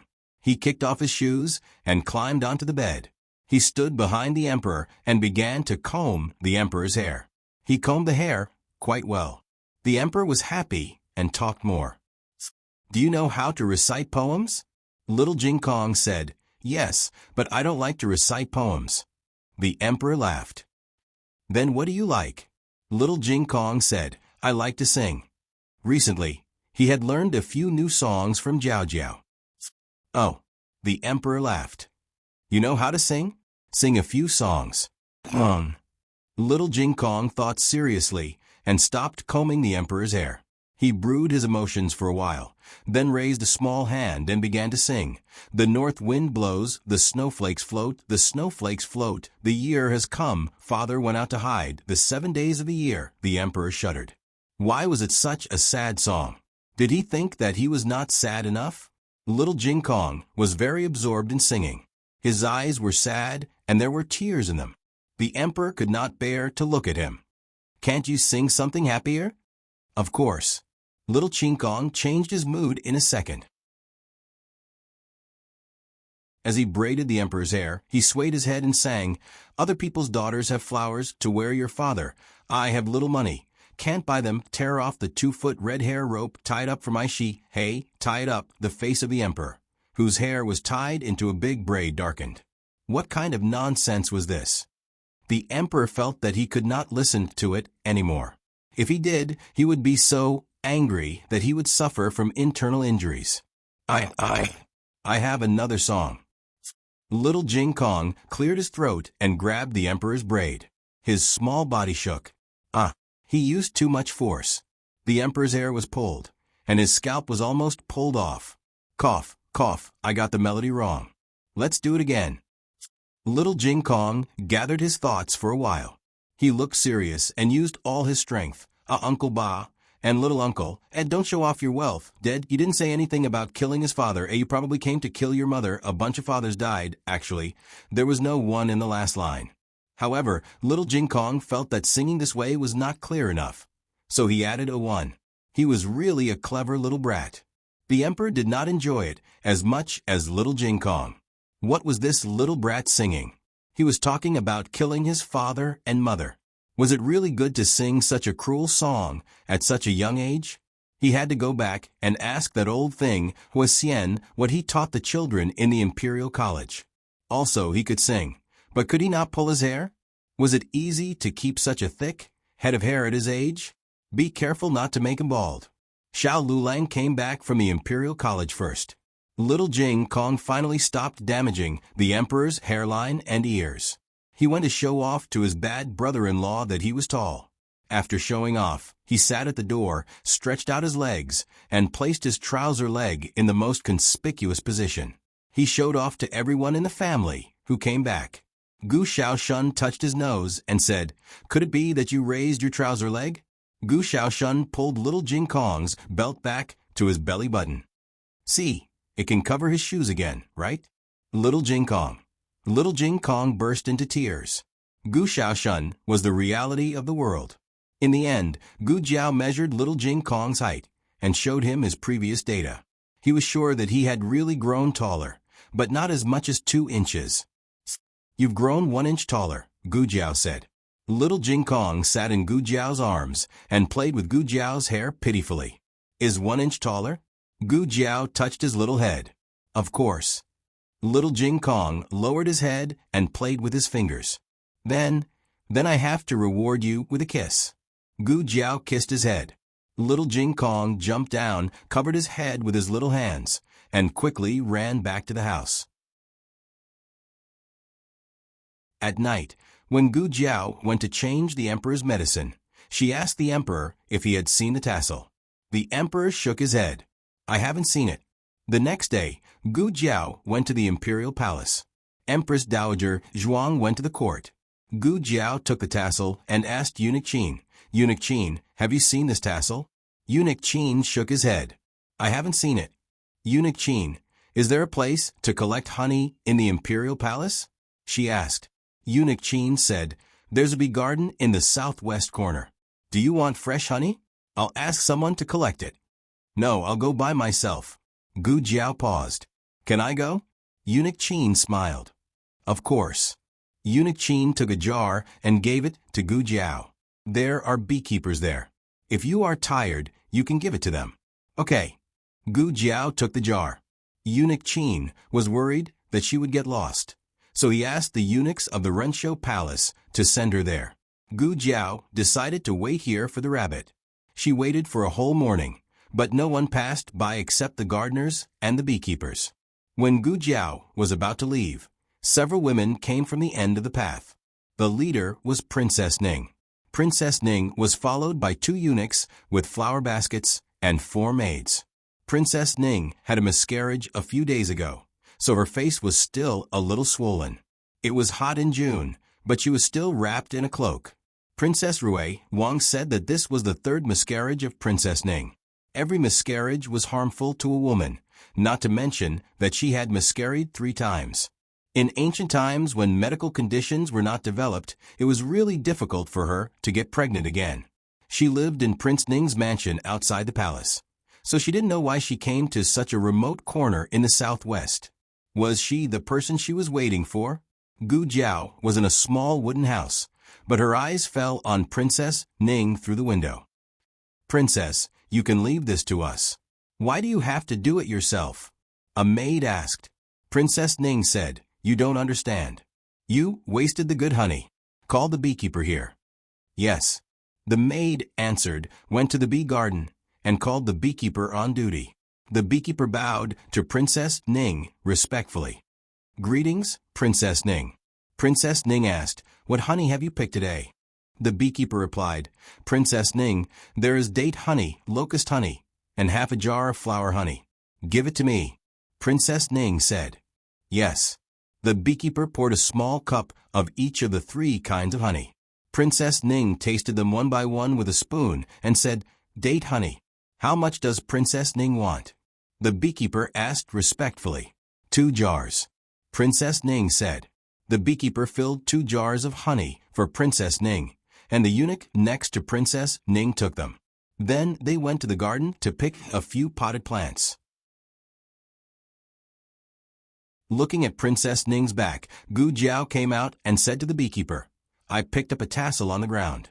Is it Princess Ning's?" "Oh." The beekeeper took the tassel and caught up with Princess Ning. Gu Jiao saw the beekeeper give the tassel to Princess Ning, but Princess Ning shook her head. Her expression didn't seem to be fake. "Miss," Princess Ning said it wasn't hers. The beekeeper returned the tassel to Gu Jiao. Gu Jiao wasn't dressed like a concubine or a maid, but she was from Renshou Palace, so the beekeeper still didn't dare to neglect her. Gu Jiao took the tassel and asked, "Has anyone else been here?" The beekeeper smiled and said, "There are a lot of bees here, so it's easy to sting. Usually, no one comes here." Was the courtesan of a mortal music house teasing her? Gu Jiao pondered the words Imperial Palace, Southwest Corner in her mind. Aside from the beehive, there was only the garden in the southwest corner. She had been watching the garden, but there was no movement. Gu Jiao touched her chin. While she was puzzled, someone else came. This time, it was the Crown Princess. The Crown Princess had been recuperating in the East Palace since she was beaten up by Gu Jiao. Her injuries had completely healed yesterday, and she walked out of the East Palace this morning. The beekeeper was frightened. It was fine if Princess Ning came, but why did the Crown Princess also come? The beekeeper hurried forward and bowed. "This servant greets the Crown Princess." The Crown Princess nodded lightly. Gu Jiao was standing at the entrance of the beehive. Before she could return to the wooden hut, the Crown Princess saw her. The Crown Princess recognized Gu Jiao. After all, she had seen Gu Jiao from afar, and Gu Jiao also recognized the Crown Princess. After all, she had beaten the Crown Princess deeply. However, in the impression of the two, the other party should not recognize them. This was their first official meeting. As a woman who could charm the Crown Prince, the Crown Princess's appearance was impeccable. It was not an exaggeration to say that she could cause the fall of a city at first sight.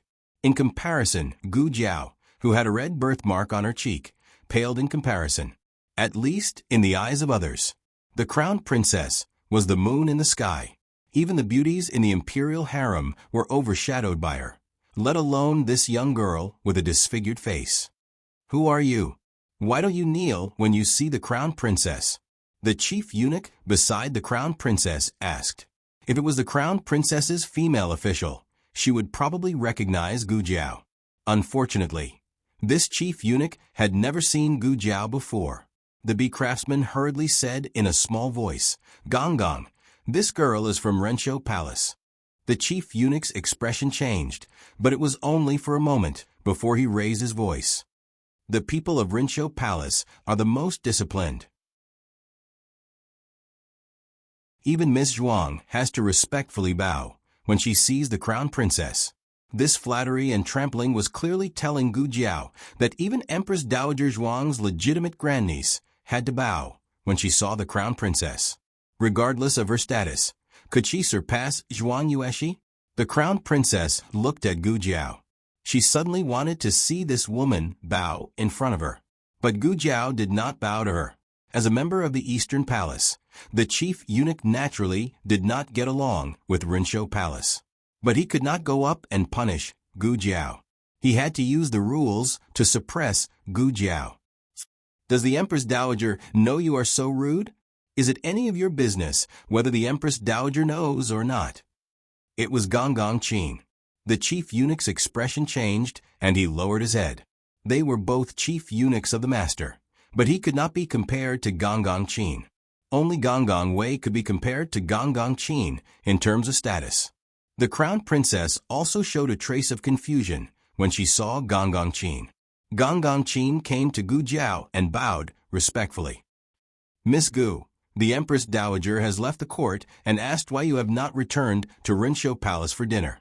After saying this, he turned around and bowed to the crown princess. This servant greets the crown princess. His smile and etiquette were flawless, but he greeted Gu Jiao first before greeting the crown princess. This was already embarrassing the crown princess. A subtle light flashed through the crown princess's eyes, but her expression was normal. Gong Qin, you are excused. Miss Gu, have you picked the honey you wanted? Yes. Gu Jiao nodded. It's in the room. Gong Qin personally took out 2 jars of honey and said with a smile, Miss Gu, is there anything else you want? There are many flowers in the garden. Miss Gu, do you have any flowers you like? Gu Jiao shook her head. I don't grow flowers. Gong Qin smiled. Okay, then let's go back. If we don't go back, the Empress Dowager will be worried. The crown princess could hardly hide the surprise in her eyes. She had known Gong Qin for so long, but she had never seen him so polite to anyone. Even in front of Empress Xiao and noble consort Zhuang, he was just polite. But his politeness to Gu Jiao seemed to be more than just politeness. There seemed to be a trace of love and affection in that respect.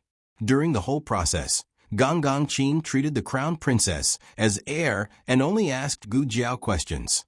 It seemed that he had endless worries. In the past, Gong Qin was not so talkative. The crown princess frowned. The two then left. The moment they brushed past each other, Gu Jiao suddenly pointed at the tassel on the ground and said, Your tassel fell. The crown princess lowered her head to look. It's not mine. Gu Jiao, oh. It was also not the crown princess's. The people that appeared in the southwest corner of the imperial palace today were unrelated to this tassel. Why was it like this? Gu Jiao left with confusion. The crown princess' confusion was no less than Gu Jiao's. She looked at Gu Jiao's back and felt that something was wrong. Isn't she the wife of the new top scholar? Why is she so close to Rinshou Palace? Crown Princess. The young palace maid suddenly remembered something and said, Do you still remember the matter of the 5th prince being pushed into the water 2 days ago? Noble consort Shu wanted to punish that person, but she was taken away by the Empress Dowager. That person even sat on the Empress Dowager's Phoenix sedan. This matter caused a stir in the imperial palace. Although the crown princess did not leave her room, she still heard about it. That person was noble consort Shu's niece, the true eldest miss of Marquis Ding and Fu. It was said that she had great medical skills and was treated as a guest of honor by the Empress Dowager. The crown princess's expression was slightly startled. It's her? Xiao Lulang didn't marry a normal peasant girl, but a true Marquis Fu's daughter? In this instant, the crown princess's heart didn't know what to feel. The young palace maid muttered, Speaking of which, has this Marquis Fu's daughter gone crazy? Marquis Ding and Fu is His Majesty's trusted aide. Xiao Lulang is also His Majesty's new top scholar. Her father, brother, and husband are all His Majesty's people. But she wants to be with Empress Dowager Zhuang. Is she not afraid of being rejected by her father and brother?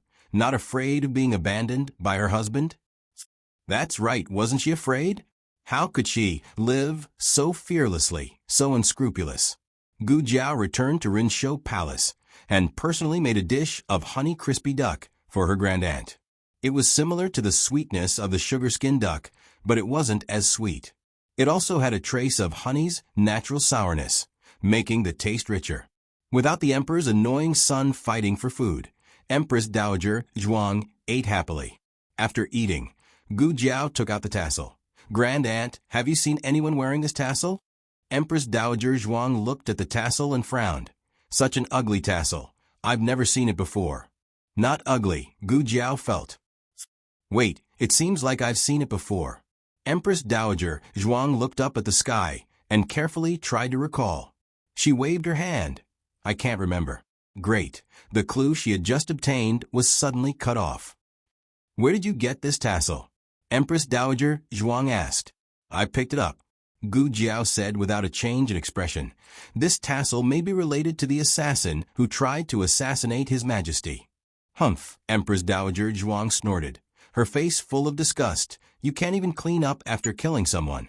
Gu Jiao went to the bee garden in the afternoon again, but she still found nothing.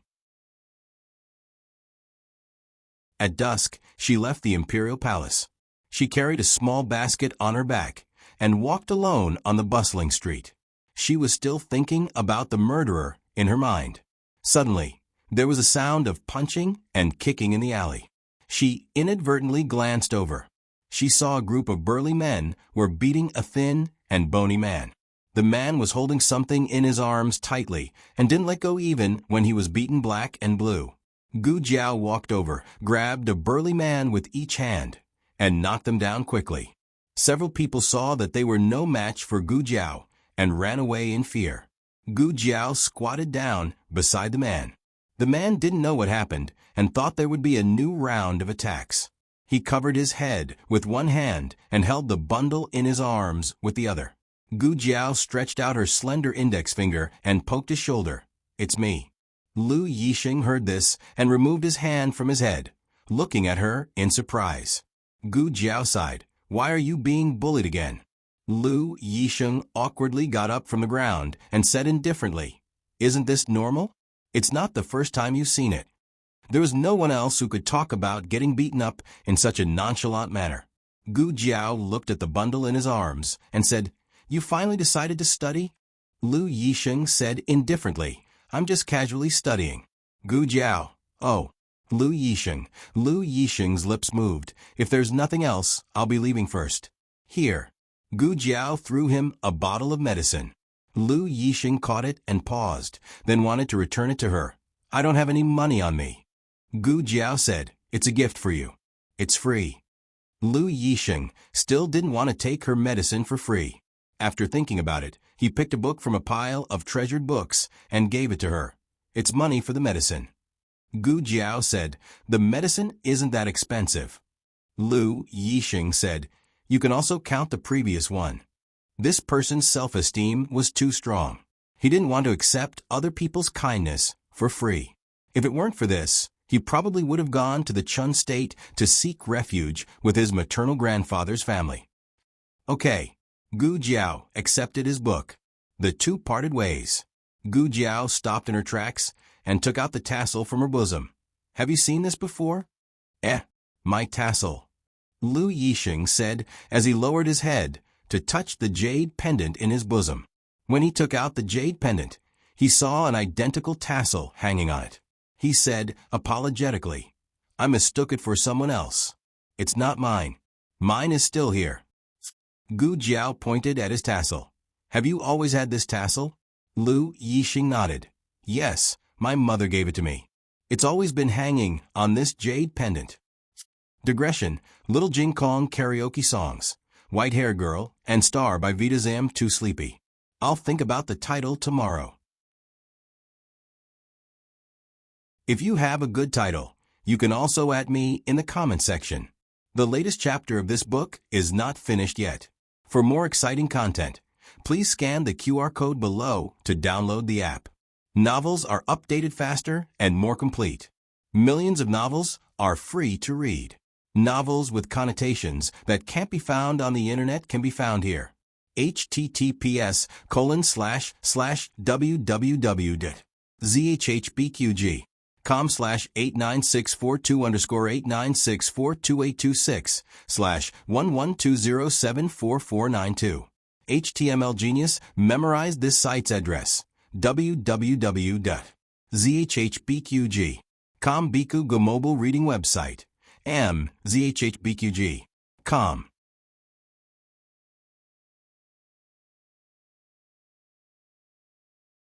Chapter 311. The latest chapter of this book is not finished yet. For more exciting content, please scan the QR code below to download the app. The novel is more complete and updated faster. Millions of novels are free to read. There are novels with connotations that can't be found online here. Gu Jiao went to the imperial palace again and came to the southwest corner again. The beekeeper saw her come so late and hurried forward to ask, "Miss Gu, do you need more honey?" At noon, he heard eunuch Qin of Renshou Palace call her Miss Gu. He thought she was just a girl related to Renshou Palace, but the favorite of the Empress Dowager treated her more respectfully than the crown princess, so the beekeeper didn't dare to slight her. At this time, the sun was setting, and the sky was gray and blue. Only the red light of the setting sun lit up the last bit of twilight. Gu Jiao's gaze fell on a pavilion shrouded by the setting sun. The pavilion was a bit far away. From her angle, she could only see the cornices. "What's over there?" Gu Jiao pointed and asked. The beekeeper followed Gu Jiao's finger and looked at the roof tiles under the setting sun. He said, "That seems to be the residence of the hostages of the Chun Kingdom." The Chun Kingdom and the Zhao Kingdom had been at odds for a long time. The hostages of the Chun Kingdom naturally wouldn't live in a luxurious palace. Instead, they were given a secluded small courtyard, separated from the harem by a beekeeping path. There were guards at both ends. Gu Jiao looked at the cornices that were swallowed by the night and gradually understood the meaning of the imperial palace, the southwest corner. It wasn't that the other person lived in the southwest corner of the imperial palace, nor did the other person go in and out of the southwest corner of the imperial palace. It was that the other person could be seen from the southwest corner of the imperial palace. The summer in the Zhao Kingdom was hotter than in the Chun Kingdom. The cicadas in the trees kept croaking, which seemed to add a bit of dryness. There was a small lotus pond nearby, and frogs croaked occasionally. It really wasn't a comfortable residence. The lanterns under the corridor were gradually lit by the palace servants. The patrolling guards held long swords and looked dignified. All of a sudden, a small figure flew into the sky. The little figure's movements were extremely light and did not alarm any of the guards. However, a gray shadow suddenly flashed out from the seemingly inconspicuous corner. It was as fast as lightning, and in the blink of an eye, a curved blade was placed on the little figure's neck. "All right, Song Yi, let her in. She is this prince's honored guest." A lazy voice with a hint of ridicule slowly came from inside the house. The gray-clothed man coldly put away the scimitar in his hand, but the vigilance in his eyes didn't decrease at all. He stared at Gu Jiao without blinking, as if as long as Gu Jiao did not behave in the slightest, his scimitar would be placed on Gu Jiao's neck again. Gu Jiao had no intention of hiding her identity. She wore her own clothes and did not even wear a mask. She calmly pushed open the door and entered. There were quite a few oil lamps in the house, but the brightness of the oil lamps was limited. Even when the whole house was lit, it was still a dim yellow. Yuan Tang was sitting on a chair while a palace servant changed his dressing. He seemed to have been injured in the waist and abdomen. The bandages that had been removed were covered in blood. The house was filled with the smell of wound medicine. His clothes were open, revealing a strong and sturdy chest, well-defined abdominal muscles, and two clearly defined mermaid lines. It was unknown whether it was because of the heat or the pain, but there were sparkling drops of sweat dripping down from his wheat-colored skin, dripping over each firm but not exaggerated muscle. This was a body full of masculine strength. The air was suddenly filled with the scent of male hormones. Yuan Tang did not expect Gu Jiao to come in so quickly. Fortunately, the palace servant moved quickly and quickly applied medicine and bandaged him. "You can leave." When the palace servant was about to tidy up his clothes, he raised his hand. Yes. The palace servant tidied up and left. Yuan Tang closed his clothes and tied his belt. He was a man, so it was not a big deal to be seen, but why? Yuan Tang glanced at Gu Jiao. Gu Jiao's expression was magnanimous. She was even more magnanimous than the person who was being stared at. This woman was really interesting. "All of you can leave as well." Yuan Tang ordered the palace servants in the room. Everyone left the room in silence. The gray-clothed man just now stood guard at the door, with no intention of leaving. Gu Jiao felt a very powerful aura from the gray-clothed man. It was almost on par with the old marquis. She wondered who would be the stronger one if the two of them fought. Of course, if she was in her prime, she would have no problem cutting his throat. "Don't worry about him," Yuan Tang said with a smile. Gu Jiao had met Yuan Tang once in Lu Yisheng's courtyard. At that time, Gu Jiao only felt that Yuan Tang's appearance was handsome, but not absolutely beautiful. At least, compared to his cousin Lu Yisheng, he was a bit less exquisite. But after seeing his figure today, she understood that this Chun Empire hostage was also the best among men. Gu Jiao looked at him magnanimously. Yuan Tang couldn't help but laugh. "Should I call you Dr. Gu or Madam Xiao?" "Up to you," Gu Jiao said. "That's good, Dr. Gu." Yuan Tang smiled and said, "You came to see me so late. Is something the matter?" This was a question he already knew the answer to. But between people, there was always a need for a few words of nonsense. Gu Jiao didn't like to talk nonsense.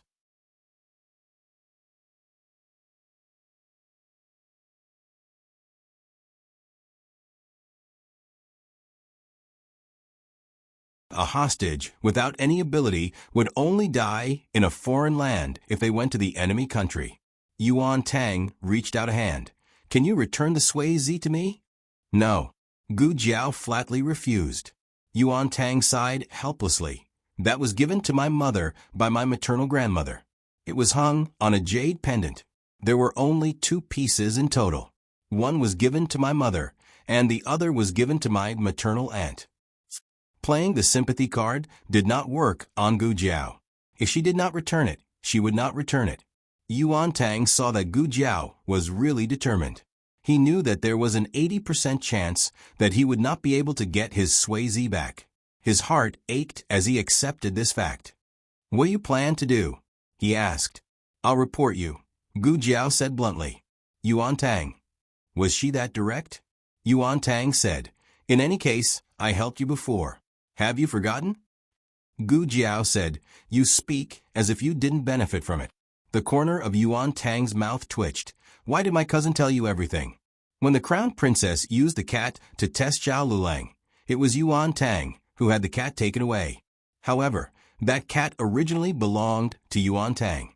If Gu Jiao had not told him about this, he would have been implicated as well. This matter could not be considered as a debt.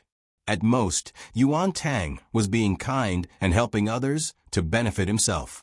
After Gu Jiao left, the gray-clothed man stepped in. "Your Highness, this subordinate will kill her." Yuan Tang snorted coldly. "Do you think it's easy to kill her?" The gray-clothed man said, "She's still young. Her martial arts are not up to standard. In another 2 or 3 years, I'm afraid that we won't be able to kill her." With the gray-clothed man's ability, he should be able to detect any movement within 100 steps. However, that girl was only discovered when she was right under his nose. Yuan Tang smiled faintly. "You won't be the same person in another 2 or 3 years.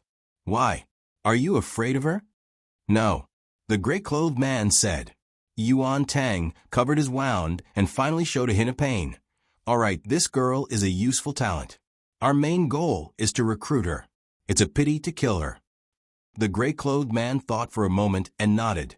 "There's no one in this world that your Highness can't win over. Except for my cousin." Yuan Tang snorted and said angrily, "I can easily win over people with my means. However, he can't feel it when I treat him with my heart. Gu Jiao returned to Jade Water Alley. Xiao Lulang had already finished his duty at Hanlin Academy and was tutoring little Jing Kong in the study. Gu Jiao did not disturb the two.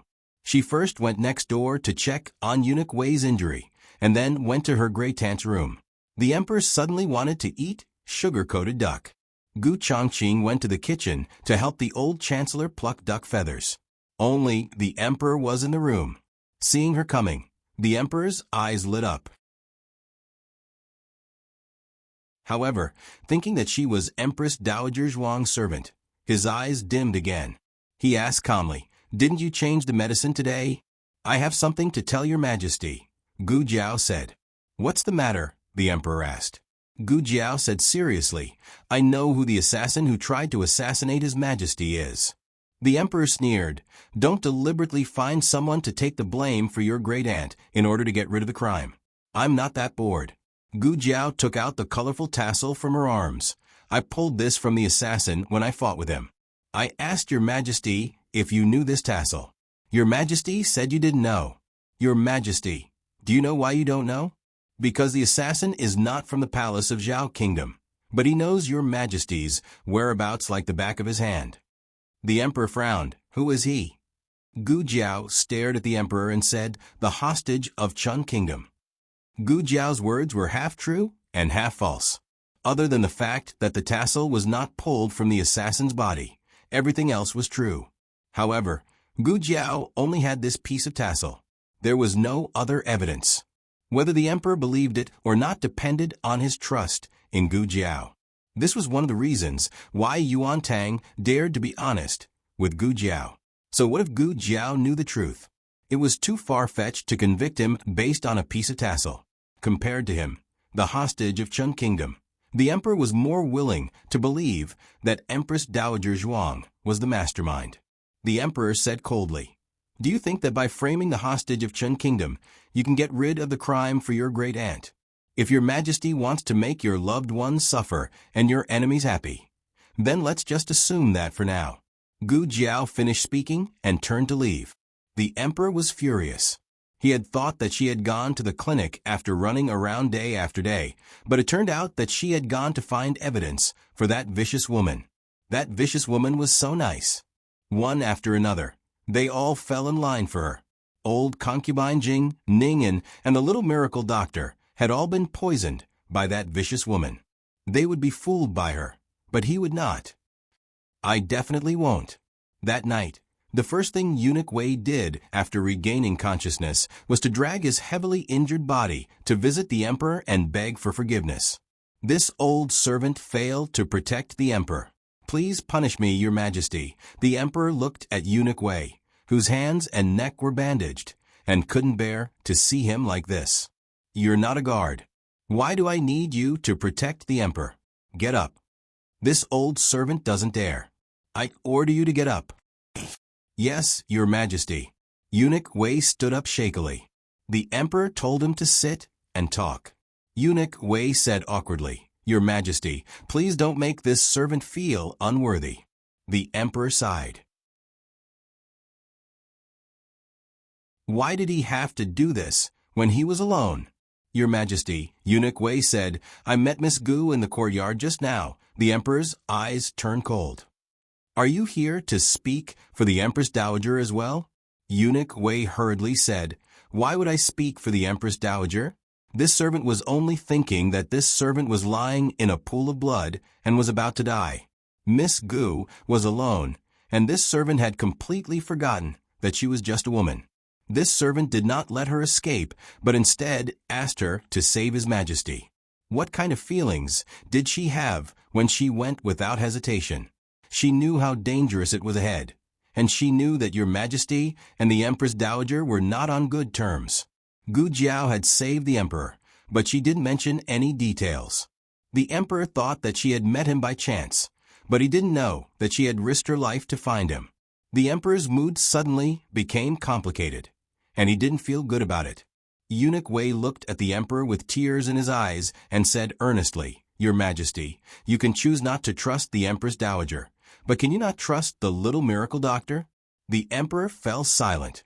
The next day, Yuan Tang was recuperating in his room when several guards from the Dali Temple and the Honglu Temple came to his residence.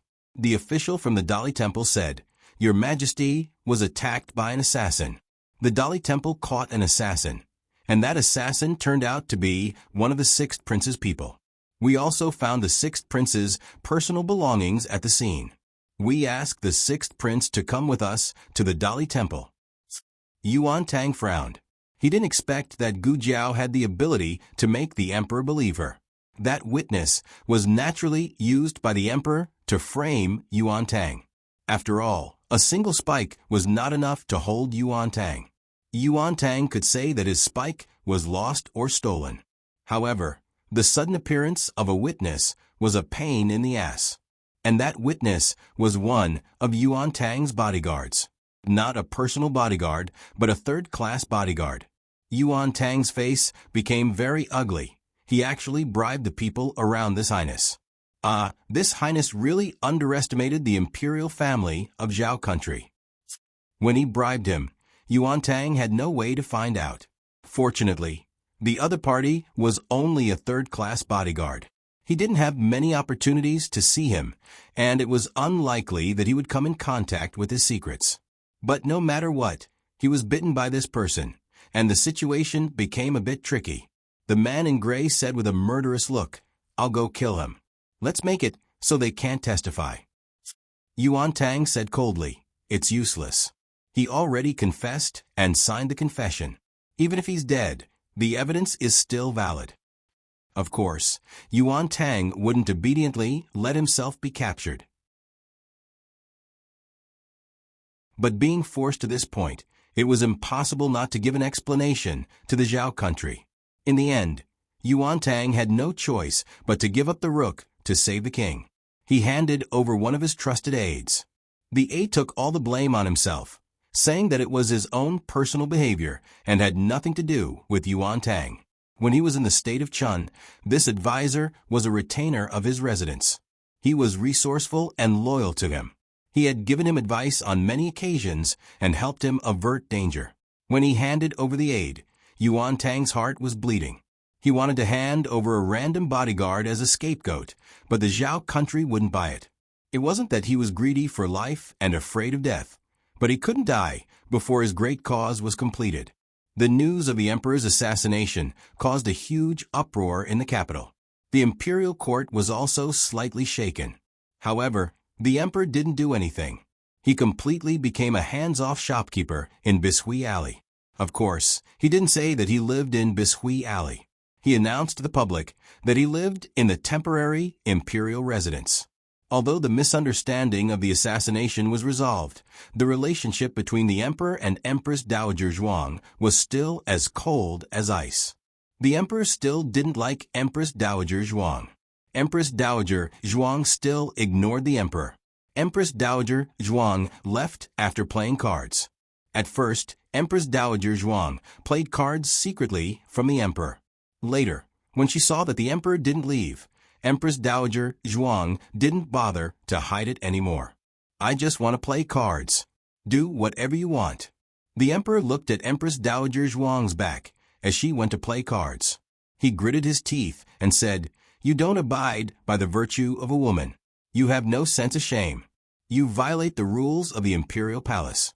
You don't listen to the teachings of the ancestors. You don't deserve to be." Gu Jiao stuffed a thermometer into the emperor's mouth. "Keep it in your mouth. Don't talk," Dr. Gu said seriously. The emperor was speechless. The news of the emperor's assassination caused a stir in the capital. Although he didn't announce his identity to Xiao Lulang and Gu Jiao's family, Little Jing Kong and Gu Xiaoshan were the only two people in the family who didn't guess his identity. Little Jing Kong had already accepted the fact that he was Chu Yu's biological father, Uncle Chu. Therefore, it was difficult for the outside world to affect him. Gu Xiaoshan was pure naive. Even Gu Yan guessed the emperor's identity. After all, there was no one else in the world who had the guts to stare at his great-aunt. The weather was too hot these days. Gu Yan had a heat stroke in the Qinghe Academy. After that, Gu Jiao went to the academy to ask for leave for him so that he could rest at home. In the past, he refused to go to school. Now that he was free, he felt bored.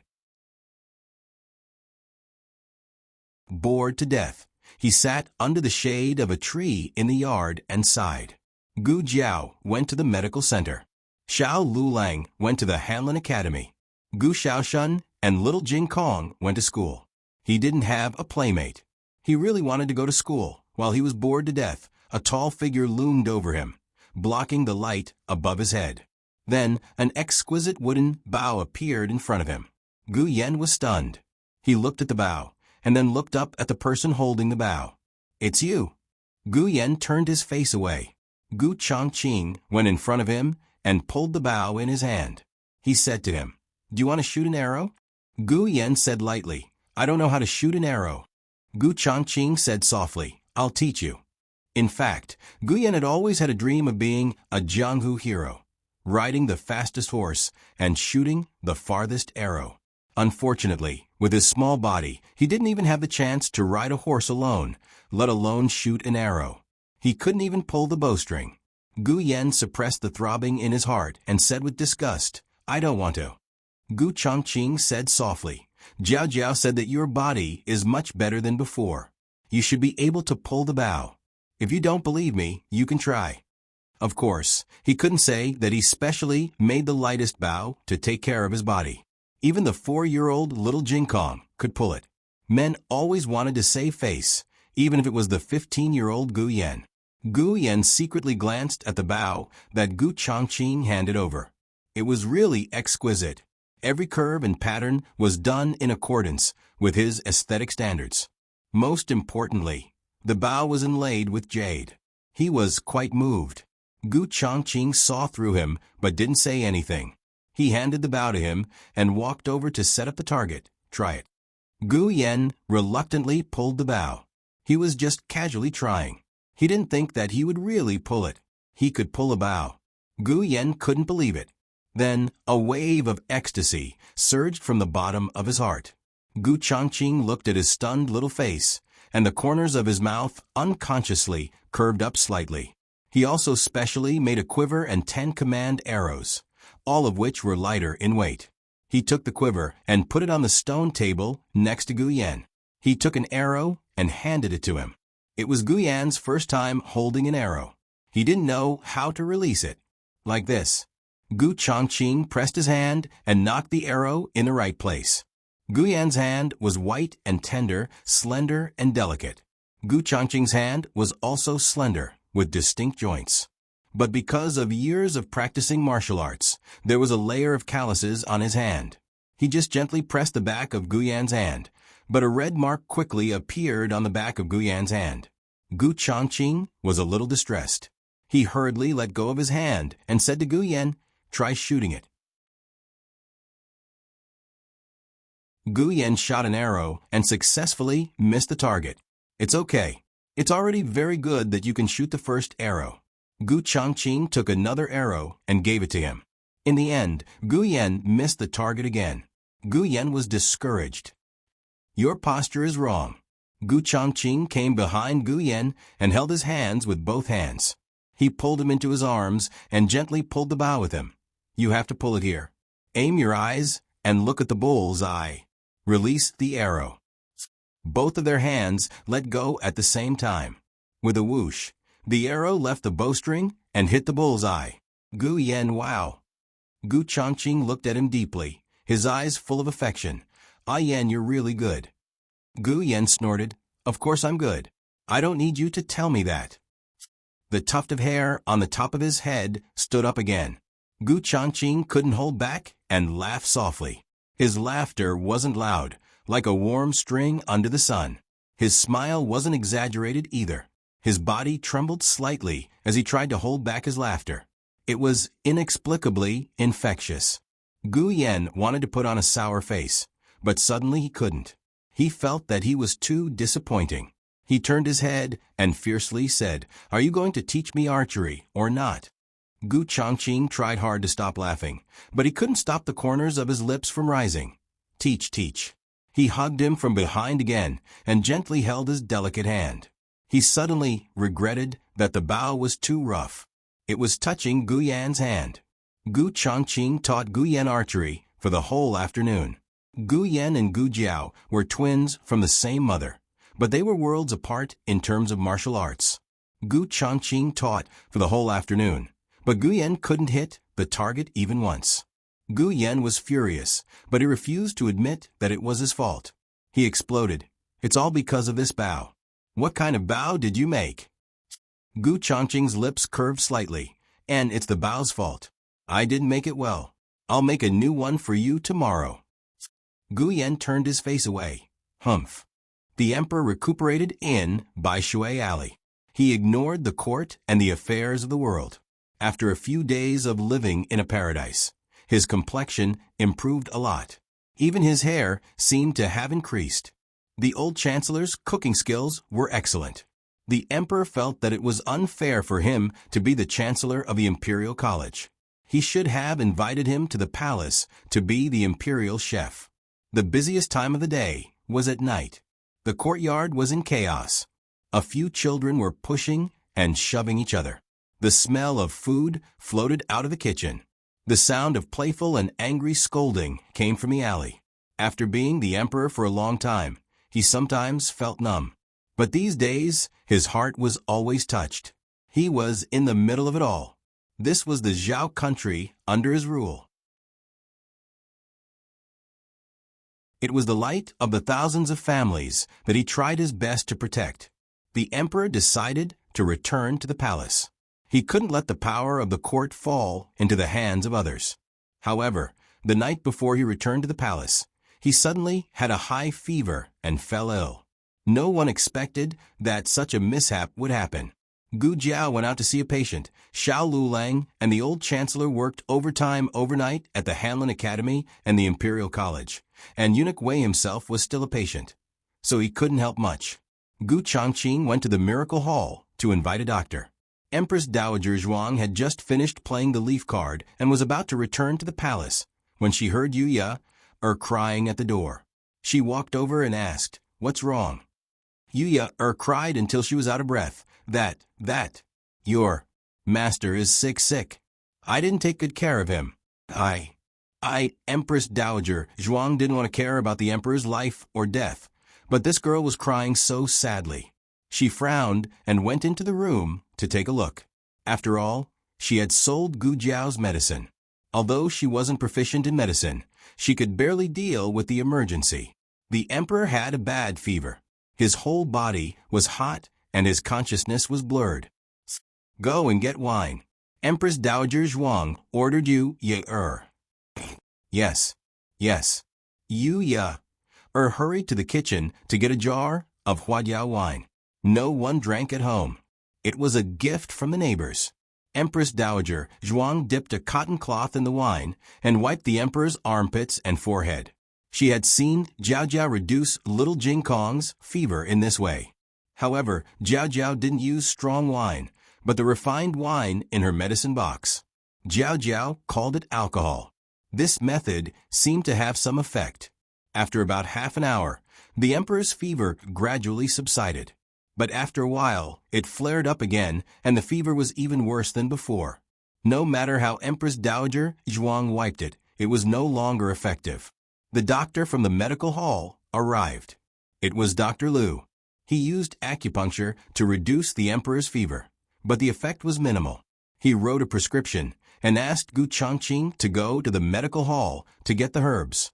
Gu Chongqing directly boiled the herbs in the medical hall and brought them over. The emperor refused to drink. "You can leave," Empress Dowager Zhuang said lightly. Yes. The few of them left. Empress Dowager Zhuang looked at the medicine bowl on the table and then at the emperor, who was in a mess. She took a deep breath and closed her eyes, as if she had made a very difficult decision.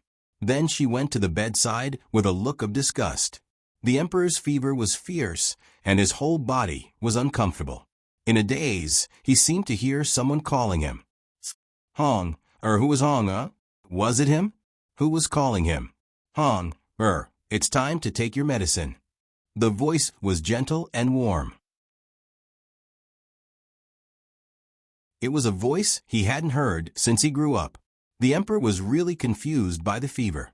He didn't remember that he had ascended the throne and that there was Empress Dowager Zhuang, who he hated the most in the world. He was the son of a palace maid. He was born lowly and was raised under Concubine Jing's name. Concubine Jing gave birth to a beautiful sister for him. Her name was Ning'an. He liked his sister and also liked Concubine Jing. Was that Concubine Jing's voice? Was Concubine Jing calling him? Concubine Jing was the best to him. Mother, what the emperor didn't know was that he was thinking of Concubine Jing, but in the end, he called her mother. He grabbed Empress Dowager Zhuang's hand and held it for the whole night. Digression. Are there any more monthly tickets? The latest chapter of this book is not finished yet. For more exciting content, please scan the QR code below to download the app. Novels are updated at a faster rate. Millions of novels are free to read. Novels with content that can't be found online are all available here. https://www.zhbqg.com/89642_8964226/112048809.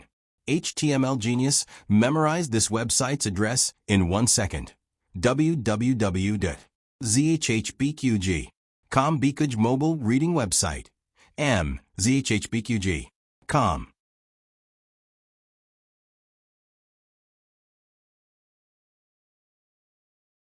Chapter 312. The latest chapter of this book is not finished yet. For more exciting content, please scan the QR code below to download the app. Novels are updated faster and more frequently. Millions of novels are free to read. Novels with content that can't be found online are all available here.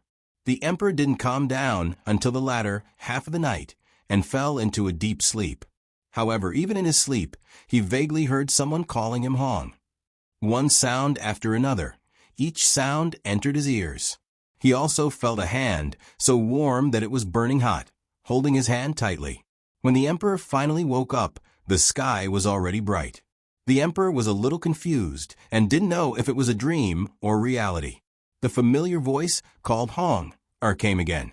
The emperor slowly opened his eyes, and a figure appeared in his blurred vision. The owner of the figure was sitting cross-legged by the bed, holding his hand and looking at him with a kind gaze. Why does this person look so much like Little Magic Doctor's younger brother? Little Jinkong's little hand patted the back of the emperor's hand. He used the kind tone of Zhao Xiaobao's great-grandmother next door coaxing her great-grandson and called out, Hong. The emperor shuddered and woke up from his drowsiness.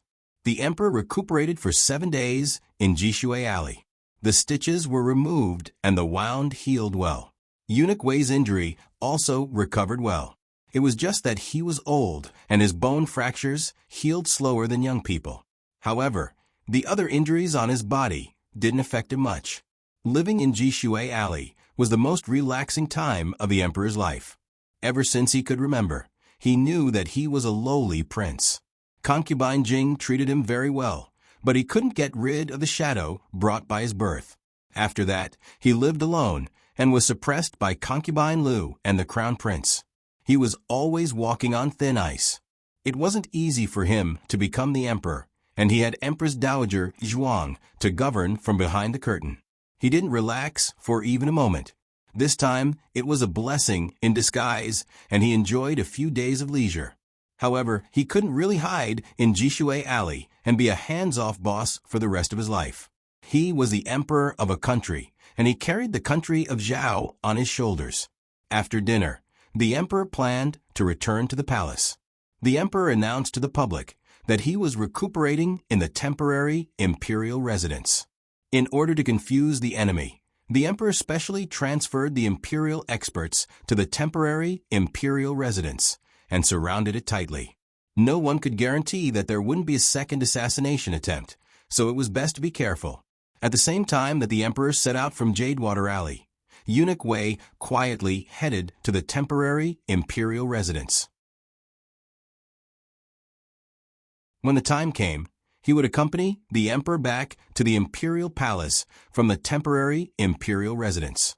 Before the emperor boarded the carriage, Auntie Lu suddenly ran over shyly and handed him a pouch. Then she covered her face and ran away. The emperor was speechless. Gu Chongqing escorted the emperor back to the palace. Sitting in the carriage on the way back, the emperor kept feeling that something was strange. He thought about it, but still couldn't figure out what was strange. It was not until he entered the imperial study that eunuch reported to him. The Empress Dowager has fallen ill. She has been ill for several days, but she insisted on going to court. Today, she finally couldn't take it anymore. She fainted in the Phoenix sedan on the way back to Renshaw Palace. The emperor was suddenly enlightened. He had been wondering what was strange. It turned out that the poisonous woman had not gone to Jade Water Alley to keep an eye on him these past few days. The emperor's first reaction was to rejoice. Even that poisonous woman would fall one day. His second reaction was a little worried. First, he was attacked by an assassin, and then the Empress Dowager fainted. It was not a small upheaval even when they were separated, let alone when they were linked together. It was easy to cause uneasiness among the people and panic in the imperial court. It didn't spread out, did it? The emperor asked with a frown. Eunuch, he said. No, the Renshaw Palace kept the news secret. They only said that the Empress Dowager was reading the memorials and focusing on the imperial court. No one was allowed to disturb her. The Empress Dowager fainted on the way back. I was secretly watching the Empress Dowager. If she fainted after entering the Renshaw Palace, I'm afraid that even I wouldn't be able to get the exact news. The Renshaw Palace was originally an iron bastion. After the Empress Dowager contracted leprosy, the people inside were replaced. Now, even a fly couldn't get in. The emperor had a very bad impression of Empress Dowager Zhuang. He had a great prejudice against her. He didn't feel sorry for her, but he suspected her. How could it be so coincidental? I just came back today, and she fell ill? Could it be that she was just pretending to confuse me? This. Eunuch, he didn't know.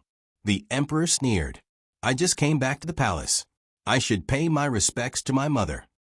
The emperor went to the Renshaw Palace. Eunuch, he was the emperor's secret enemy. The emperor asked him to go back and not let anyone see him having any contact with him. As for Eunuch Wei, his arm was injured. The emperor asked him to go back to his room to rest. He only took a little eunuch with him. It was obvious that he didn't care much about Empress Dowager Zhuang. As soon as the emperor arrived at the gate of the Renshaw Palace, he was stopped by the palace masters. The Empress Dowager ordered that she won't see anyone, the palace master said. The emperor sneered. Does this include me, the monarch of the country? I want to know, when is there a place in the palace that I can't go? The palace master looked at him suspiciously. There has always been a place. Your Majesty, is this the first time you know? The emperor was speechless. The emperor had a toothache. That vicious woman was too powerful. Even he, the emperor, couldn't force his way in. Just as the emperor's face was about to turn black, Eunuch Qin came out with a horsetail whisk. He bowed to the emperor and said, Your Majesty, please forgive me. The Empress Dowager is your mother. She can't see anyone except you. Your Majesty, please. Eunuch Qin made a gesture of invitation. Eunuch Qin was Empress Dowager Zhuang's confidant. His every move represented Empress Dowager Zhuang. The palace master thought that Empress Dowager Zhuang really woke up and wanted to see the emperor, so he stepped aside and let him pass. Eunuch Qin led the way and led the emperor to Empress Dowager Zhuang's bedroom. The emperor thought that Empress Dowager Zhuang was fine and was deliberately mystifying. However, when he saw the tightly closed phoenix bed, he had a bad premonition. Eunuch Qin came to the bedside and gently opened the curtain, revealing the pale Empress Dowager Zhuang on the phoenix bed. This Empress Dowager Zhuang was too strange. She always appeared majestically in front of people. Even in Bisui Alley, she was dressed in coarse hemp, and it couldn't hide the fierceness in her eyes. However, at this time, she was lying there quietly, and her breath was drifting. She was indeed seriously ill. How could this be? The emperor was surprised. Eunuch Qin sighed. Your Majesty, do you really not know why the Empress Dowager is like this? These words were somewhat disgraceful. However, the emperor was too shocked and didn't pay attention to the words. Eunuch Qin meant that the Empress Dowager Zhuang's illness was related to him? How could it be? He hadn't done anything recently. Could it be that night? The emperor felt that it was impossible. This vicious woman couldn't wait to get rid of him. She wouldn't take care of him all night and wouldn't call him like Mother Jing. What he heard was just the voice in his dream. However, this couldn't explain why little Jing Kong called him Hong. If he didn't hear or see it, why would little Jing Kong imitate an adult and call him Hong? The emperor's mind was in a mess. He refused to accept this fact. It was not only because he refused to believe in Empress Dowager Zhuang's kindness, but also because he felt the long-lost warmth that night. In a daze, he seemed to feel that Mother Jing had returned. If it was really Empress Dowager Zhuang, didn't it mean that she had the smell of Mother Jing? This was blasphemy to Mother Jing. He couldn't accept it. He couldn't admit it. Eunuch Qin, the Empress Dowager's medicine is ready. A palace maid came in with a bowl of medicine. When she saw the emperor, she quickly bowed. Your Majesty. The emperor waved his hand impatiently. The palace maid put the bowl of medicine on the bedside table. The emperor's eyes unconsciously followed the bowl of medicine. Inadvertently, he caught a glimpse of a small iron box on the bedside table. It looked familiar. He didn't let himself think about it. At this time, Empress Dowager Zhuang was also awakened by the movement in the bedchamber. She was a person who had seen many storms. Seeing the emperor standing in front of her bed, her expression didn't change much. Empress Dowager, it's time to drink your medicine, Eunuch Qin said with a smile. Take it away. I won't drink it, Empress Dowager Zhuang said lightly. She was very weak. Even her eyes and tone had lost their usual sharpness. Eunuch Qin smiled and said, His Majesty is here to see you. Empress Dowager Zhuang said expressionlessly, I don't want him to see me. Since the incident, the two of them had stopped pretending to be a loving mother and filial son as long as they weren't in the throne room. The emperor stood tall and straight in front of the bed, looking down at her from above. At this moment, he really felt that she was old. Perhaps she wouldn't live for many years. Once she passed away, the power of the court would naturally return to his hands. Although he thought this, he said sarcastically, If Imperial Mother passes away like this, the throne room will be lonely in the future. There really won't be anyone to discuss the court with me. Empress Dowager Zhuang coldly stared at him. Unfilial son, don't be delusional. I will definitely live longer than you. The emperor looked at her calmly. Empress Dowager Zhuang struggled to sit up. Eunuch Qin hurriedly went forward to help her and handed the medicine to her. Empress Dowager Zhuang drank the bowl of bitter medicine in one breath. Not a drop was left. After the Empress Dowager drank the medicine, the emperor left Renshou Palace. He wasn't in a hurry to return to his bedchamber. Instead, he went to the imperial study. He had someone call the crown prince and tested him on his homework.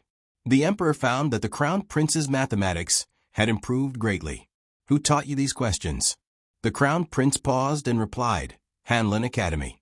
The emperor looked at the crown prince and said, I know that your mathematics was taught by Hanlin Academy.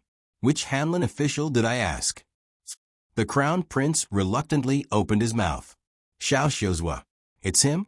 The emperor's eyes lit up and he smiled happily. I really didn't misjudge him.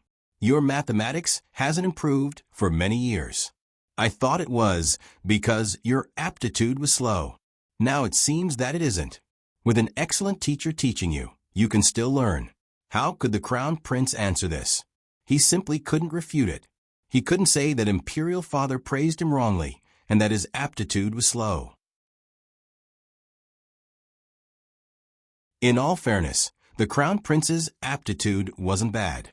Although he couldn't compare to the emperor's eldest son, Ning Wang, he was far better than the other princes. However, the crown prince was biased. He didn't like mathematics, but the emperor valued it. The emperor originally just wanted to give it a try. He didn't expect it to be effective. He nodded with satisfaction. Not bad. Next time, let him come and teach you. The crown prince's expression changed. Imperial father. The emperor looked at him indifferently. What? Do you have a problem with it? The crown prince realized that he had lost his composure. He cupped his hands and said, This son is just curious. Why would imperial father let a Shiozwa teach this son? Does imperial father not value this son? Letting a newly appointed Hanlin official teach the crown prince was a bit perfunctory, no matter how he looked at it. The emperor put down the memorial in his hand and looked at the crown prince with a frown. If I don't value you, why would I spend so much effort to teach you? You are the crown prince of a country. Can you not always care about other people's opinions? The crown prince stammered, This son doesn't care about other people's opinions. Then what is it? The emperor asked in a deep voice. The crown prince wanted to say something, but hesitated. The emperor frowned. If you don't want to say it, then leave. The crown prince lowered his eyes. He looks too much like my younger cousin. This son will always think of my younger cousin who passed away early and feel sad. The emperor looked pensive. So you have to be sad to learn? The crown prince was startled. Wait, imperial father, you seem to have misunderstood me. The emperor grunted. Your historiography is also passable. In the future, let Xiao Shiozwa teach you. The crown prince was going crazy. Was it not enough to see him once in a decade? Had he become twice in a decade? He did not want to see Xiao Liulong's face. The crown prince clenched his fists. Imperial father. The emperor had already made up his mind. He waved his hand and said, It's settled then. You can go back. Let little Chi come to my place tonight. He had not seen little Fatty for a few days. He missed him. The emperor was not an ordinary father. He was the emperor first, then the father. However, during these few days when he was recuperating in Bisui Alley, he kept seeing little Jing Kong in front of him. He especially wanted to be a father. Of course, he did not want to be a father to little Jing Kong.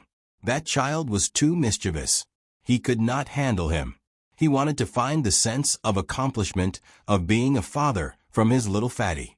After the crown prince left the imperial study, the emperor asked someone to summon King Ning. The latest chapter of this book is not finished yet. For more exciting content, please scan the QR code below to download the app. Novels are updated at a faster rate. Millions of novels are free to read. Novels with content that cannot be found online are all available here. https://www.zhbqg.com/89642_89642/112019570. HTML Genius memorized this website's address in a second. www.zhbqg.com Bkj mobile reading website. zhbqg.com.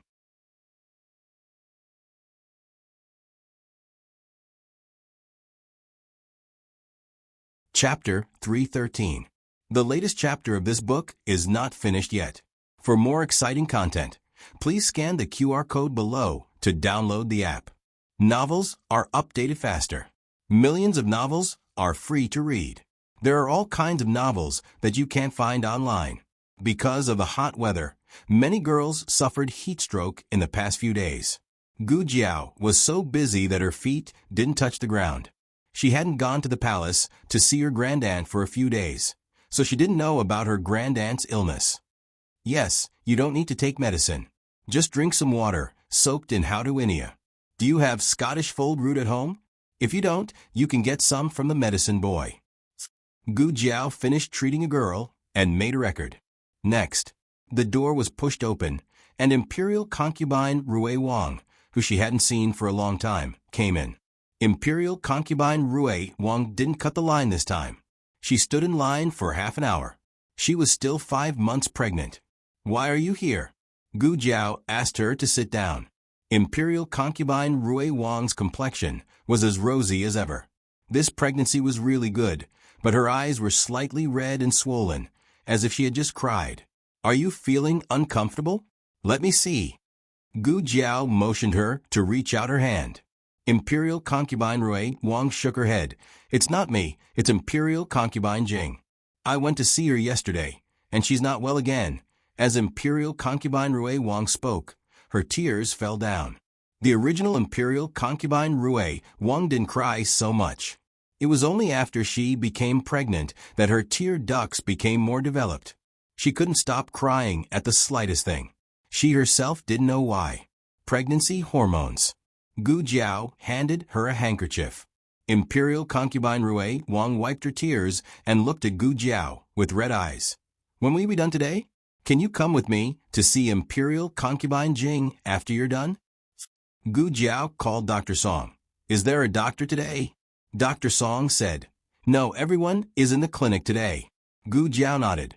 Well, I'll go out for a while. Help me look after her. Dr. Song responded, Yes. Gu Jiao added, There are also medicinal herbs. Remember to ask little Zhangli to collect them later. Dr. Song said, I will. Gu Jiao went to the nunnery near the Puji temple with consort Rui Wang after she finished talking about the medical center. On the carriage, Gu Jiao learned that old concubine Jing had fallen ill after hearing about the assassination attempt on the emperor. She was the one who raised the emperor, and Princess Ning and was her only daughter. The emperor was like her own son, so she was more worried than anyone else when something happened to him. Consort Rui Wang said, Imperial concubine dowager's body wasn't this weak in her early years. There was a snowstorm one winter, and the nunnery was too cold. Imperial concubine dowager's body was frozen, and she fell ill ever since. All these years, Imperial Father has thought of many ways to nurse the old Imperial concubine's body, but none of them are very effective. Miss Gu, do you have a way to nurse the old Imperial concubine's body? Gu Jiao said truthfully, Imperial concubine dowager is getting on in years. She prioritizes her health, and treatment is secondary. There aren't many methods that can take immediate effect. Consort Rui Wang was disappointed. The two entered the nunnery. Old concubine Jing was lying on the bed in the meditation room. She had just fallen asleep, and there was the smell of calming incense in the room. A personal nanny dressed as a nun saw the two and bowed. Consort Rui Wang, Miss Gu. Nanny Kai extinguished the calming incense in the stove while opening the window to ventilate the room. She didn't want the incense to reach the pregnant consort Rui Wang. Consort Rui Wang looked at old concubine Jing's pale face and said, Nanny Kai, why does Imperial concubine dowager seem even weaker than yesterday? Nanny Kai sighed. Imperial concubine dowager is worried about His Majesty. She can't sit or lie down, and she can't sleep at night. She hasn't eaten anything since yesterday. This servant saw that she couldn't go on like this, so I secretly lit some calming incense. Consort Rui Wang was heartbroken. Consort Rui Wang was part of the Ning Prince's faction, and the Ning Prince was on the same side as Empress Dowager Zhuang. The emperor was doing his best to pull Empress Dowager Zhuang off a throne and help old concubine Jing take the position. However, this seemed to be a game between the emperor and Empress Dowager Zhuang, and no one else was involved. Rui Wang and his wife had a good relationship with old concubine Jing. Nanny Kai brought over a chair for the two to sit down. Gu Jiao sat down by the bed and took old concubine Jing's pulse. Old concubine Jing hadn't been sleeping well. She opened her eyes as soon as Gu Jiao took her pulse. When she saw that it was Gu Jiao, a smile appeared on her pale face. Miss Gu, you're here. She then looked at consort Rui Wang, whose eyes were red, and said helplessly, I already said that I'm fine. Why did you come over again? You even troubled Miss Gu to come over? Can't you just stay at home and take care of the baby? I'll have to write a letter to Rui Wang later and tell him to keep you in check. Consort Rui Wang choked with sobs. His Highness wouldn't forbid me from coming. He's more worried about your health than I am. Sigh, you too. Old concubine Jing shook her head, not knowing what to say. Gu Jiao finished taking old concubine Jing's pulse. Old concubine Jing looked at Gu Jiao and said, I'm fine. It's just that the weather is too hot. It's like this every summer. There's no need to worry, Miss Gu. From her pulse, old concubine Jing didn't seem to be suffering from any serious illness. She was just depressed, lacking in blood and qi, and weak in body. You can't not eat, Gu Jiao said. Nanny Kai hurriedly said, just listen, just listen. Miss Gu already said so. Why aren't you eating? Old concubine Jing smiled. It's too hot. I can't eat. Consort Rui Wang said, Old concubine, His Majesty has already returned to the palace. Old concubine Jing was startled. Really? Consort Rui Wang said, You can ask Miss Gu if you don't believe me. She wouldn't lie. Old concubine Jing's expectant gaze landed on Gu Jiao's face. Gu Jiao nodded. His Majesty has returned to the palace. Old concubine Jing asked nervously, Then is he all right? I heard that he was attacked by an assassin and was injured. I don't know how serious it is. Gu Jiao answered truthfully, He's fully recovered. His Majesty is in good health. Old concubine Jing let out a sigh of relief. Amit Ba. Good indeed. You finally found your appetite, haven't you? This servant will have someone prepare some vegetarian dishes. Kai Mama's face was full of joy. She turned and said to Gu Jiao and Rui Wang Fei, If Rui Wang Fei and Gu Gunyang don't mind, you can stay and eat with Tai Fei Nyang Nyang before leaving. I'm afraid that if you leave like this, Tai Fei Nyang Nyang will refuse to eat. Old concubine Jing glared at Granny Kai. How can the children be used to the food in the nunnery? Of course, of course. Miss Gu? Consort Rui Wang winked at Gu Jiao. Gu Jiao had no objection. She had never eaten vegetarian dishes from ancient times and was quite curious about them. It turned out that Gu Jiao had overestimated the culinary skills of the nunnery. Little Jing Kong was basically a vegetarian at home. However, whether it was Gu Jiao or the old chancellor, the vegetarian dishes they made were not only varied in color, smell, and taste, but also full of childlike taste. Gu Jiao looked at the bowl of boiled tofu, boiled bean sprouts, shallot, and cucumber in front of her. Even though she wasn't a picky eater, she still felt that this meal was too plain. Old concubine Jing had a good appetite, perhaps because she was really relieved. She ate half a bowl of rice, some vegetarian dishes, and drank a bowl of tofu soup. Consort Rui Wang really couldn't get used to the food. She grew up in luxury, so eating this kind of food was like eating dirt. She couldn't eat any more after a few chopsticks. Old concubine Jing laughed at her. I knew you couldn't get used to it. Consort Rui Wang cleared her throat. I have a bad appetite because I'm pregnant. It's not that I can't get used to it. Old concubine Jing laughed. After the meal, Consort Rui Wang chatted with old concubine Jing for a while. Old concubine Jing was worried that it would be too late, so she urged her to get on the carriage back to the capital with Gu Jiao. In the carriage, Consort Rui Wang said with heartache, Old concubine has suffered too much. She has been eating such terrible food all these years. It's not that bad, Gu Jiao said. Consort Rui Wang said sadly, Isn't that bad? It's so plain. It's so bland. She's so pitiful. She's the most pitiful woman of the late emperor. Gu Jiao paused. Isn't the Empress Dowager the most pitiful? Consort Rui Wang asked strangely, What's so pitiful about the Empress Dowager? She's the head of the 6 palaces and the overlord of the imperial court. She's so powerful that she can call the wind and summon the rain. She's even more glorious than father. There's nothing pitiful about her at all. Although Consort Rui Wang was from King Ning's line, she preferred the gentle and kind old concubine Jing as a granddaughter-in-law. Empress Dowager Zhuang was too domineering, ruthless, and unreasonable. Consort Rui Wang didn't dare to get along with her at all. She felt more at ease with old concubine Jing. But her grandaunt was the loneliest person. Gu Jiao didn't argue with Consort Rui Wang. Everyone had their own opinions, and there was no need to impose her will on others. She only needed to dote on her grandaunt more. She would dote on her grandaunt along with the other people's shares.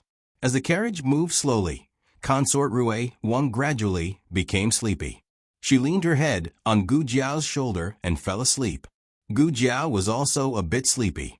She closed her eyes slightly and was about to take a nap when her ears suddenly twitched.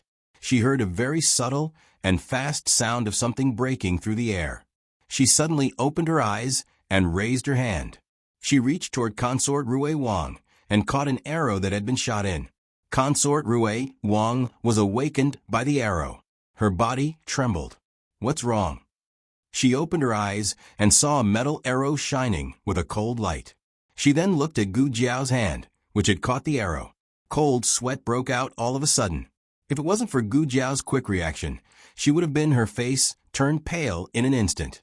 "Miss Gu," Gu Jiao's eyes turned cold. She grabbed the back of Consort Rue Wang's head with one hand and pulled her into her arms. Then, she turned her body sideways. Swish, swish, swish. 3 arrows flew past her long hair and nailed into the wall of the carriage that the two of them had been leaning against. Gu Jiao looked coldly at the window that had several holes in it. Then, she turned the arrow in her hand and shot it out. The latest chapter of this book is not finished yet. For more exciting content, please scan the QR code below to download the app. Novels are updated at a faster rate. Millions of novels are free to read. Novels with content that can't be found online are all available here. https://www.zhbqg.com/89642_896421710171006. HTML Genius memorized this website's address in 1 second. www.zhbqg.com Biku Pavilion's mobile reading website. zhbqg.com.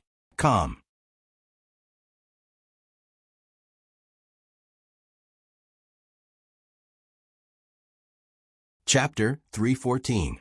The newest chapter of this book is not finished yet.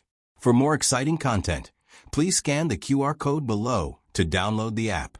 Novels are updated faster. Millions of novels are free to read. Novels with content that can't be found online can be found here. One of the masked assassins drew his sword, but when he got close to the carriage, he was hit in the shoulder by an arrow. The huge force behind the arrow sent him flying. He heavily hit a tree and fell to the ground in a sorry state. His head became dizzy and he lost consciousness. The carriage driver had been hit by an arrow and had already fallen. The horse was frightened and ran forward in a panic. This was a mountain road. If they kept running, they would fall off the cliff. "Protect the princess, consort." The accompanying guards shouted loudly. However, they were blocked by a wave of assassins that fell from the sky. The two sides fiercely fought. "Sit tight." Gu Jiao let go of Imperial Consort Rue Wang and put her hand on the carriage's armrest. "Hold on tight." "Yes." Imperial Consort Rue Wang nervously nodded. Her heart was in her throat, but she didn't drop the ball at this critical moment and didn't cause trouble for Gu Jiao.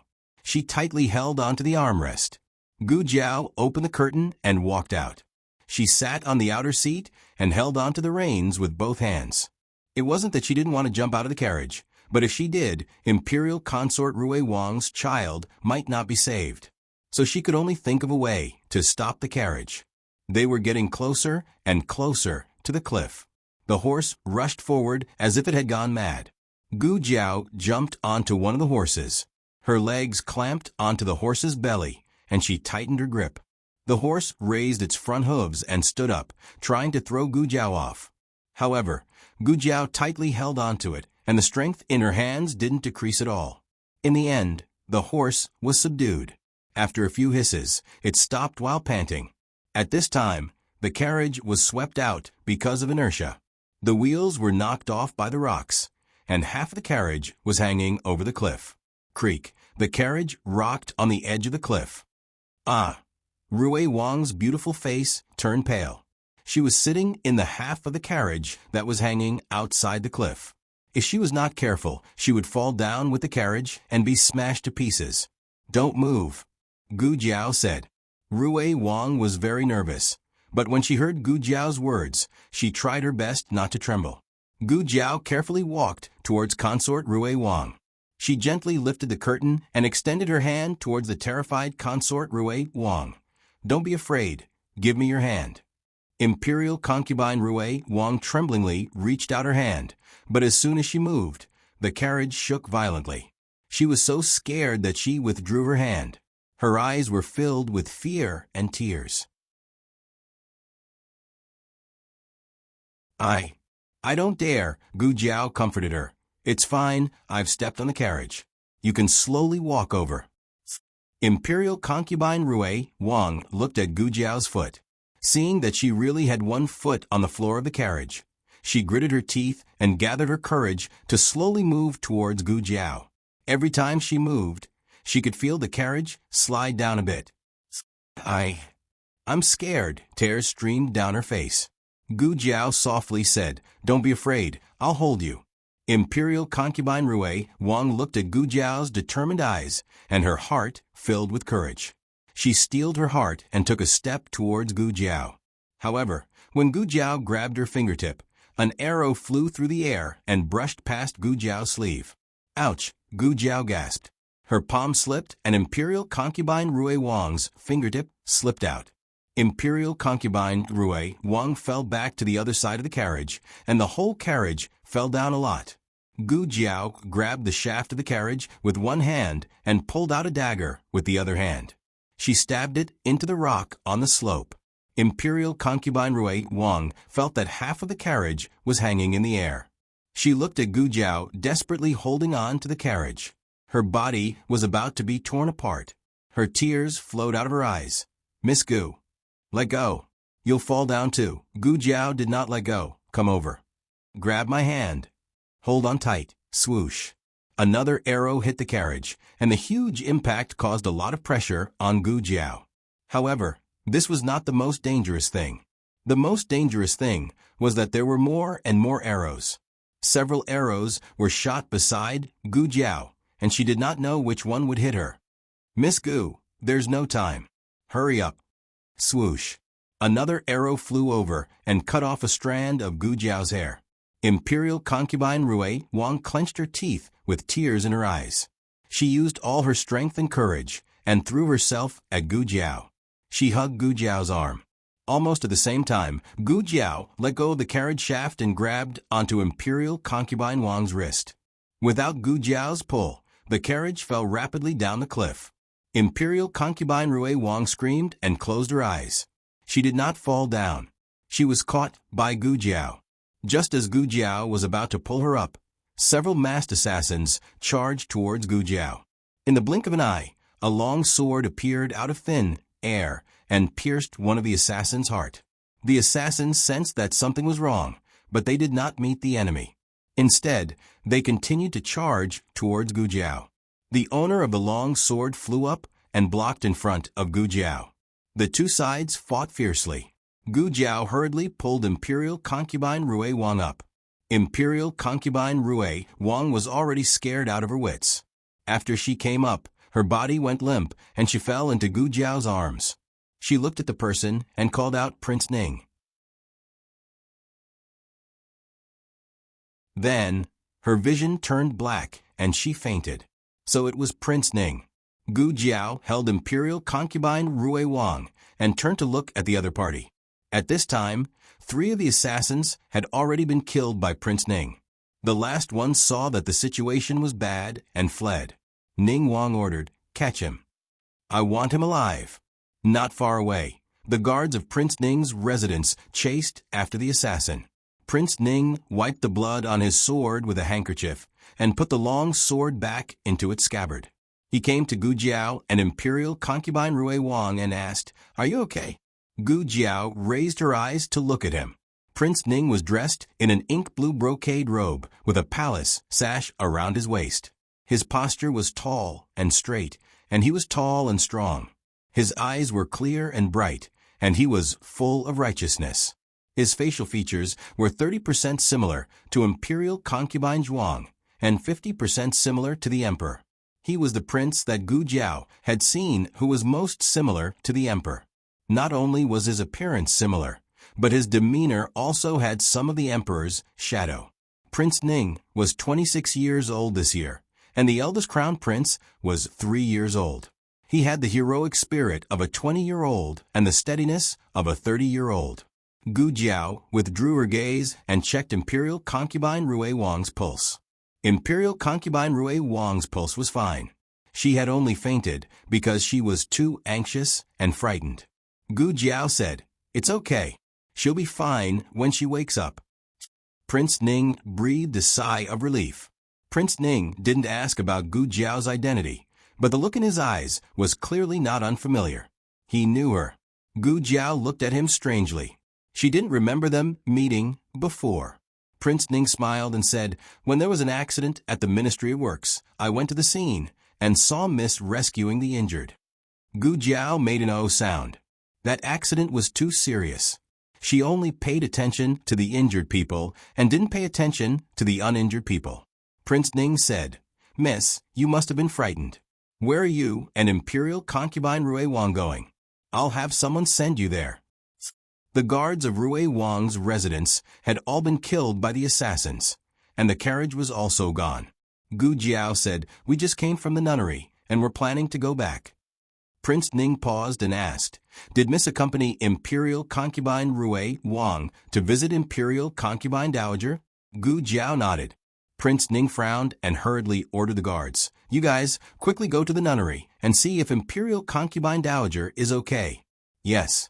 Several guards responded and hurried to the nunnery. Prince Ning said to Gu Jiao, "I'll have someone send you back."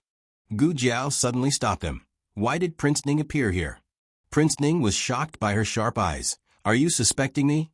Gu Jiao said seriously, "You appeared at the right time." Prince Ning smiled helplessly. "Miss, if I came a little later, you too would have died. If I wanted to harm you, I wouldn't have appeared. Besides..." He glanced at Imperial concubine Rui Wang, who was unconscious in Gu Jiao's arms. She is third prince's wife. Everyone knew that Rui Wang was Prince Ning's woman. Was Prince Ning crazy to attack his wife? Prince Ning said, "Father was worried about Imperial concubine Dowager and asked me to go to the nunnery for him." This was the truth. He did go to the nunnery to visit Imperial concubine Jing on the emperor's orders. Imperial concubine Jing was the emperor's adoptive mother. She would be worried and upset if news of the emperor's assassination spread. Not only did Rui Wang and her husband think of this, but the emperor also thought of Imperial concubine Jing in the nunnery when he saw the sickly Empress Dowager. That was why he sent Prince Ning to go there for him. Gu Jiao made a sound of agreement. This matter was easy to confront, and Prince Ning shouldn't be lying. So the assassination had nothing to do with Prince Ning. Then who could it be?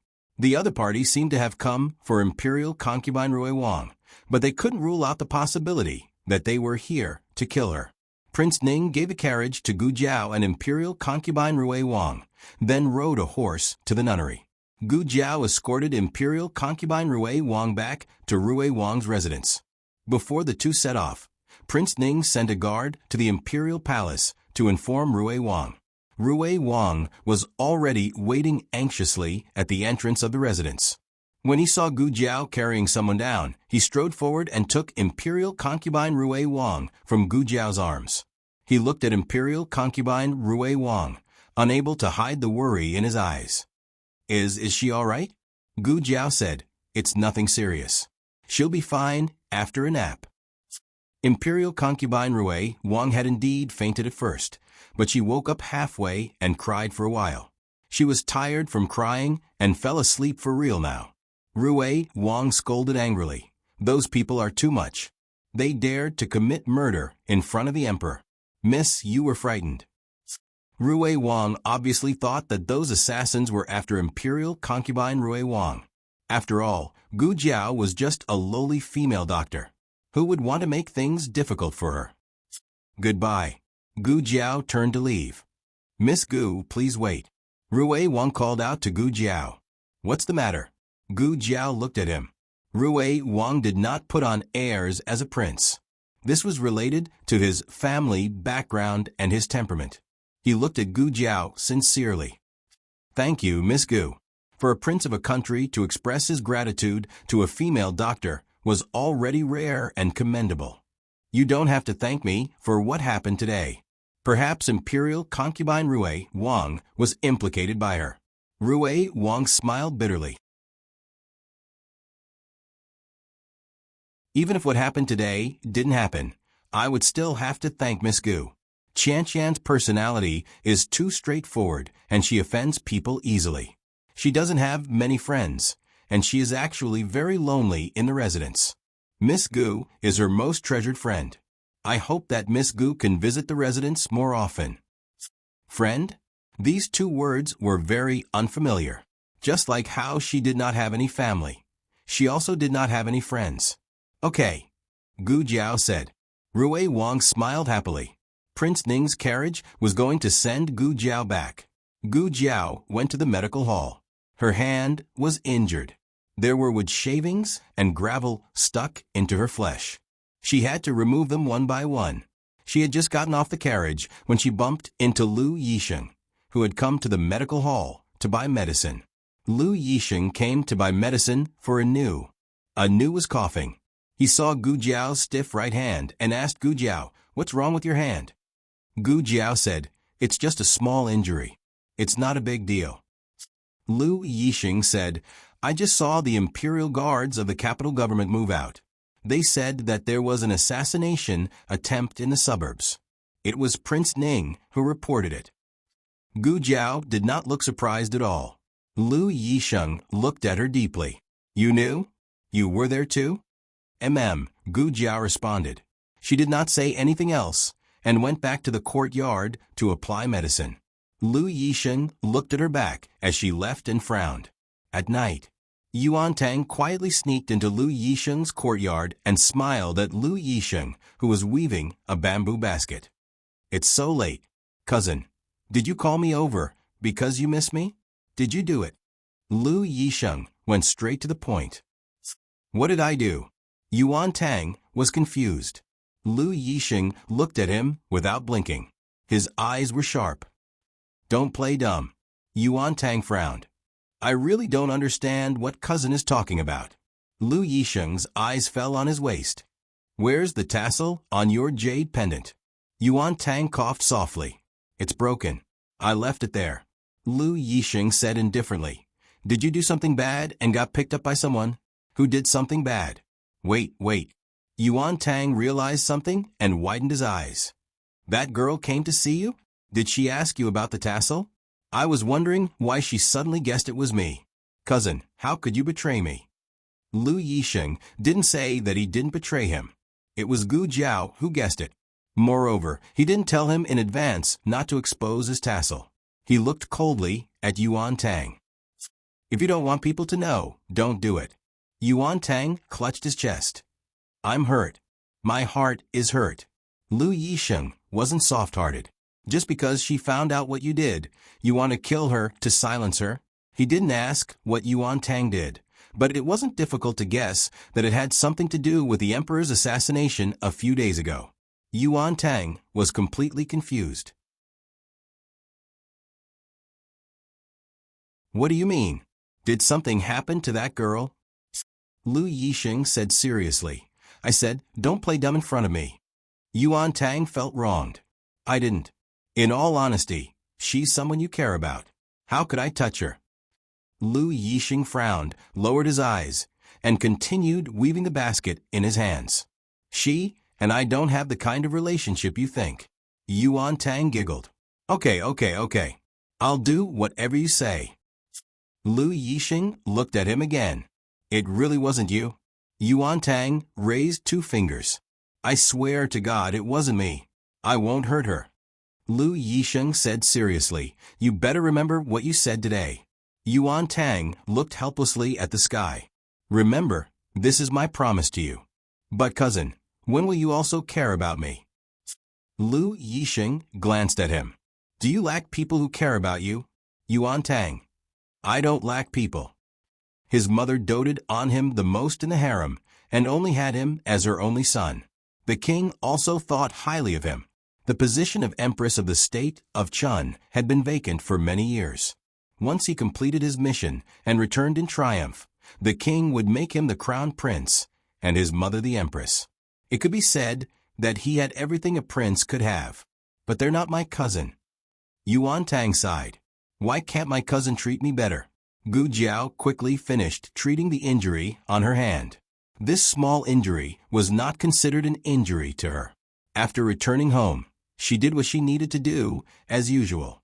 However, there were still people with sharp eyes who noticed that something was wrong with her. She had just carried Yuya Er's folded clothes into her room when Xiao Lulang walked in behind her. He rarely took the initiative to enter her room, not to mention blocking her door like this. Gu Jiao turned around and blinked at him. What's wrong? Xiao Lulang didn't answer. Instead, he took a step forward and closed the door behind him. Gu Jiao's eyes lit up when she saw him enter her room in broad daylight and close the door behind him as if he was going to do something naughty. Xiao Lulang knew that she had misunderstood from the look in her eyes. He was silent for a moment and opened the door slightly, leaving a gap. Oh. Gu Jiao was disappointed. Xiao Lulang. Gu Jiao sat on the bed and buried her head in her clothes. Xiao Lulang walked in front of her. What's wrong with your hand? He asked. Nothing, Gu Jiao said. When she was fine, she would always moan for him to see and rub, but when something really happened, she would hide it from him. This time, Xiao Lulang wasn't easily dismissed by her.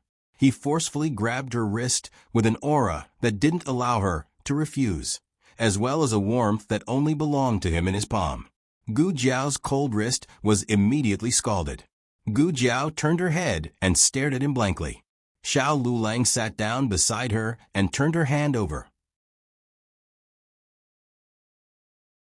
His slender fingers gently pried open her fingers, revealing her palm that was full of wounds. The wounds weren't treated very carefully. You're fine treating other people's wounds. Why are you? Xiao Lulang was very angry and didn't know how to continue. Even if a doctor does not treat himself, he should not be fooled like this. Gu Jiao said, It's fine. You don't have to treat it. Where's the medicine? Xiao Lulang asked in a serious tone. Gu Jiao glanced at the medicine box on the table. It's there. Take it yourself. Let's see if you can open it. Xiao Lulang reached for it and opened it with a click. Gu Jiao. Oh, I forgot to lock it. Which one is the golden sore medicine? Xiao Lulang asked doubtfully. That's... Gu Jiao said. She glanced around, and her eyeballs almost fell out of their sockets. Where's her disinfectant? Where was her antibacterial ointment? How did it all work out? All work out she didn't believe in heresy. So she took the medicine box and poured it on the bed. The bed was filled with little doo-doo. Thin Phantom, Classic 0 cents, and Watery 3 in one Gu Jiao. Gu Jiao. What was wrong with Little Medicine Chest? Where's her medicine? Where's the medicine? Where's the medicine? Is this medicine? Xiao Lulang was used to her having medicine that he had never seen before. He picked one up and tore it open. Gu Jiao felt like a string on her head had snapped. Xiao Lulang exclaimed, It's so slippery. Don't say any more. There's an image. The latest chapter of this book isn't finished yet. For more exciting content, please scan the QR code below to download the app. Novels are updated at a faster rate. Millions of novels are free to read. Novels with connotations that can't be found online are all available here. https://www.zhbqg.com/89642826/111991759. HTML Genius. Memorize the website's address in 1 second. www.zhbqg.com Bikugo mobile reading website. zhbqg.com.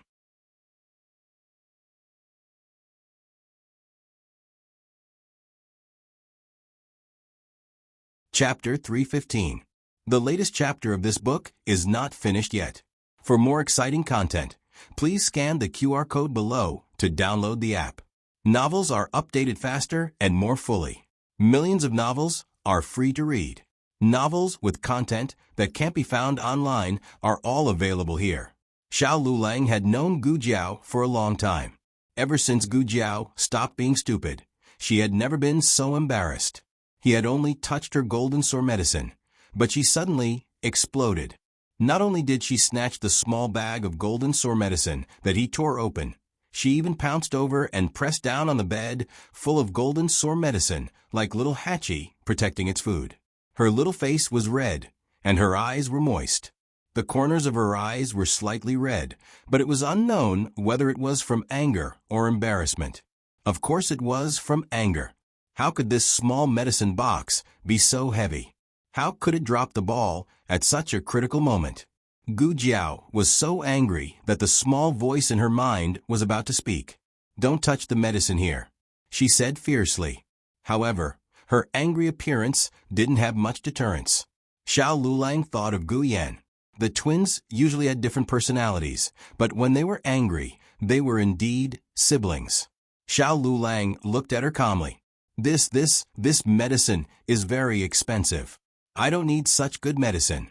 There's a bottle of wound medicine on Grand Aunt's table. Take that." Gu Jiao was confused by the small medicine box. She had forgotten that Xiao Lulang wouldn't be able to recognize these things at all. On the contrary, her appearance made Xiao Lulang have a strange interest in this slippery little thing. Forget it, it was her medicine. He would listen to her, how she wanted to use it. He couldn't steal it back to study it just because he was curious. When Xiao Lulang went to Grand Aunt's room to get the wound medicine, Gu Jiao had already cleaned up the scene. The small medicine box seemed to have suffered a heavy blow that it shouldn't have. It was thrown on the table in disdain and was as quiet as a chicken. Xiao Lulang applied the medicine on Gu Jiao. It didn't look like an ordinary scratch. He asked, "How did you get this?" In the past, he would never ask about it, but now that he had casually asked about it, he was naturally stunned for a moment. Gu Jiao rolled her eyes and said without a change in her expression, "Just loosening up my muscles and bones. I don't fight." Xiao Lulang said indifferently, "You went to the nunnery to stretch your muscles and bones?" Gu Jiao looked at him in shock. As Xiao Lulang applied the medicine for her, he said unhurriedly, "You have good sandalwood on your body and purple moss on the soles of your feet. This kind of moss can only be found on the road from the temple to the nunnery." Gu Jiao, his persona had collapsed again.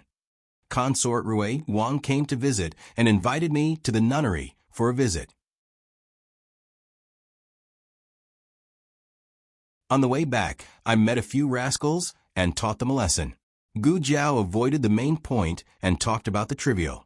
Hearing that she had been invited to the nunnery by Consort Rui Wang, Xiao Lulang frowned. "Was it the nunnery near the Puji temple?" "Yes." Gu Jiao nodded. Xiao Lulang asked again, "You went to see Consort Jing Dowager?" "Yes." Gu Jiao nodded again. She didn't ask how he knew that Consort Jing Dowager lived in the nunnery. Xiao Lulang suddenly fell silent. Gu Jiao looked at him. Her injuries really were fine. Xiao Lulang finished applying the last wound and said to her, "Don't go to the nunnery for a visit in the future." "Why?" Gu Jiao didn't understand.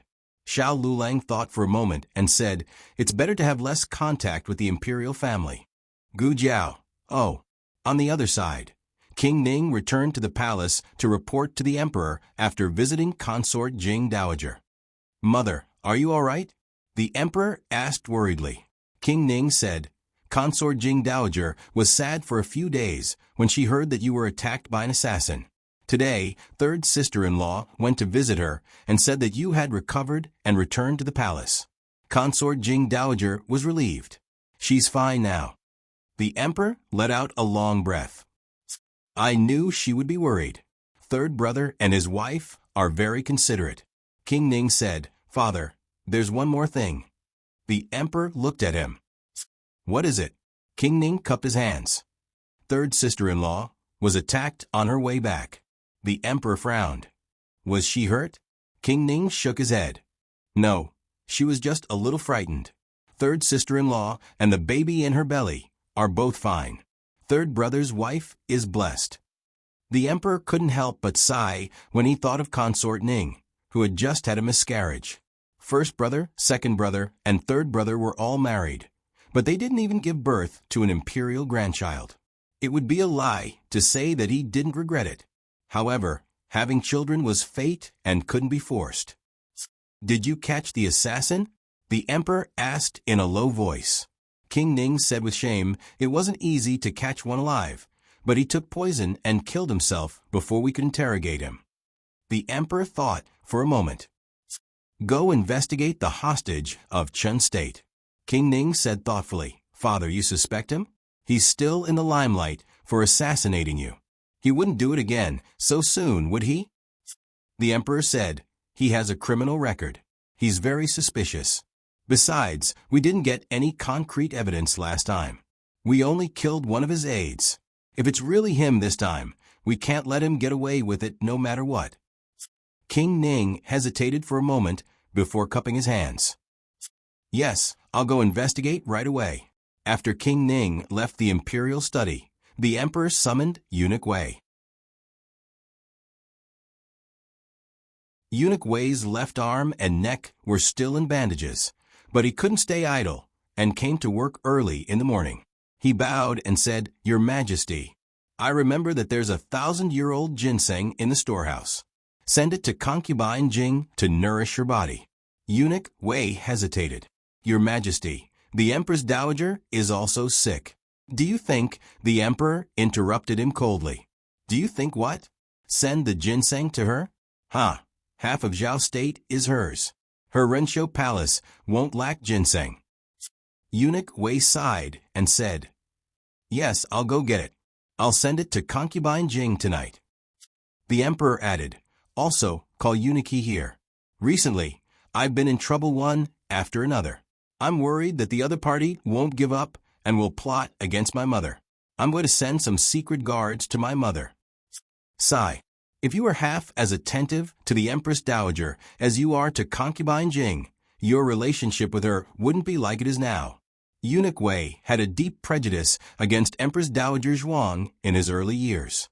But in the past few days when he was recuperating in Bisui Alley, he saw how Empress Dowager Zhuang interacted with the little miracle doctor's family, how she interacted with the neighbors, and even how she took care of the emperor that night. He felt that Empress Dowager Zhuang might not be as they thought. Of course, this didn't mean that Empress Dowager Zhuang was a good person, but at least she wasn't that vicious. There was an irreconcilable conflict between the emperor and Empress Dowager Zhuang. As long as Empress Dowager Zhuang didn't give up on interfering with the court, the emperor and her couldn't be reconciled. Eunuch Wei didn't think that the emperor had to reconcile with her to be satisfied. But could the emperor find another way to deal with her? Empress Dowager Zhuang was clearly amenable to coaxing, but not coercion. Your Majesty, what's wrong with coaxing her? Lower her vigilance, numb her emotions, coax her until she's dizzy, and then close the net in one fell swoop. Isn't that great? As a loyal servant, Eunuch Wei felt that he needed to share his master's worries. He went to the warehouse to find the 1,000-year-old ginseng and sent it to old concubine Jing. Then he found a box of valuable snow lotuses that weren't 1,000-year-old ginseng and sent them to Empress Dowager Zhuang, saying that it was a gift from the emperor to Empress Dowager Zhuang. Gu Jiao was tired during the day, so she slept soundly at night. Xiao Lulang wasn't so lucky. He had been busy all day, but for some reason, he felt very hot inside. Now that life at home wasn't so bad. The original cloth curtain was replaced with a gauze curtain, which was actually very breathable. The children in Little Jingkong, who were so afraid of heat, all fell asleep. Xiao Lulang tossed and turned in bed, and didn't fall asleep until the latter half of the night. However, he didn't sleep for long before he had an indescribable dream. Everything in the dream was so real that it almost killed him. But he hadn't really experienced it, so he didn't know how to do it and didn't know how to do it. So he woke up in a daze. After waking up, Xiao Lulang secretly scolded himself for being a beast. How could he do that to her in the dream? Xiao Lulang got up and copied the Buddhist scriptures. He didn't lie back on the bed until he was completely calm. But it was destined to be a night of many dreams. He had another dream, but it wasn't about Gu Jiao, but about himself when he was young. In the dream, he was about the same age as Little Jingkong. He was a little bean, walking on a small path paved with stones and entering a courtyard full of beauties. He was too young at that time, so he didn't know many people in the palace. A kind voice sounded above his head. Do you want to eat it? It's very delicious chestnut cake. He took a piece of chestnut cake, and after eating half of it, his eyes went black and he collapsed. Xiao Lulang woke up with a start.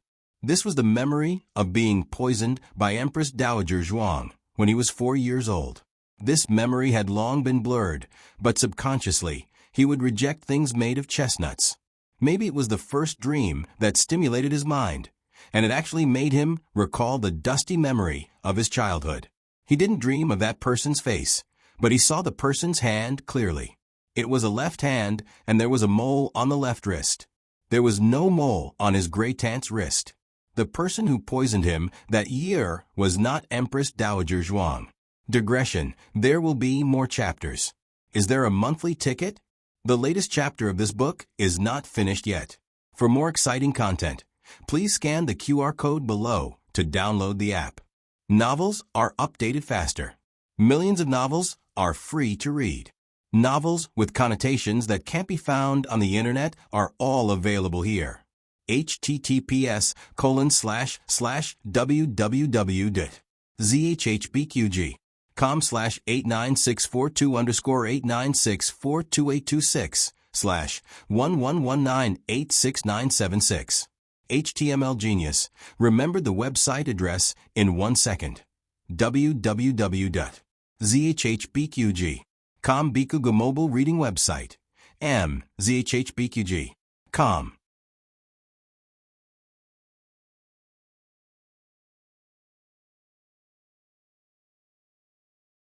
Chapter 316. The latest chapter isn't finished yet.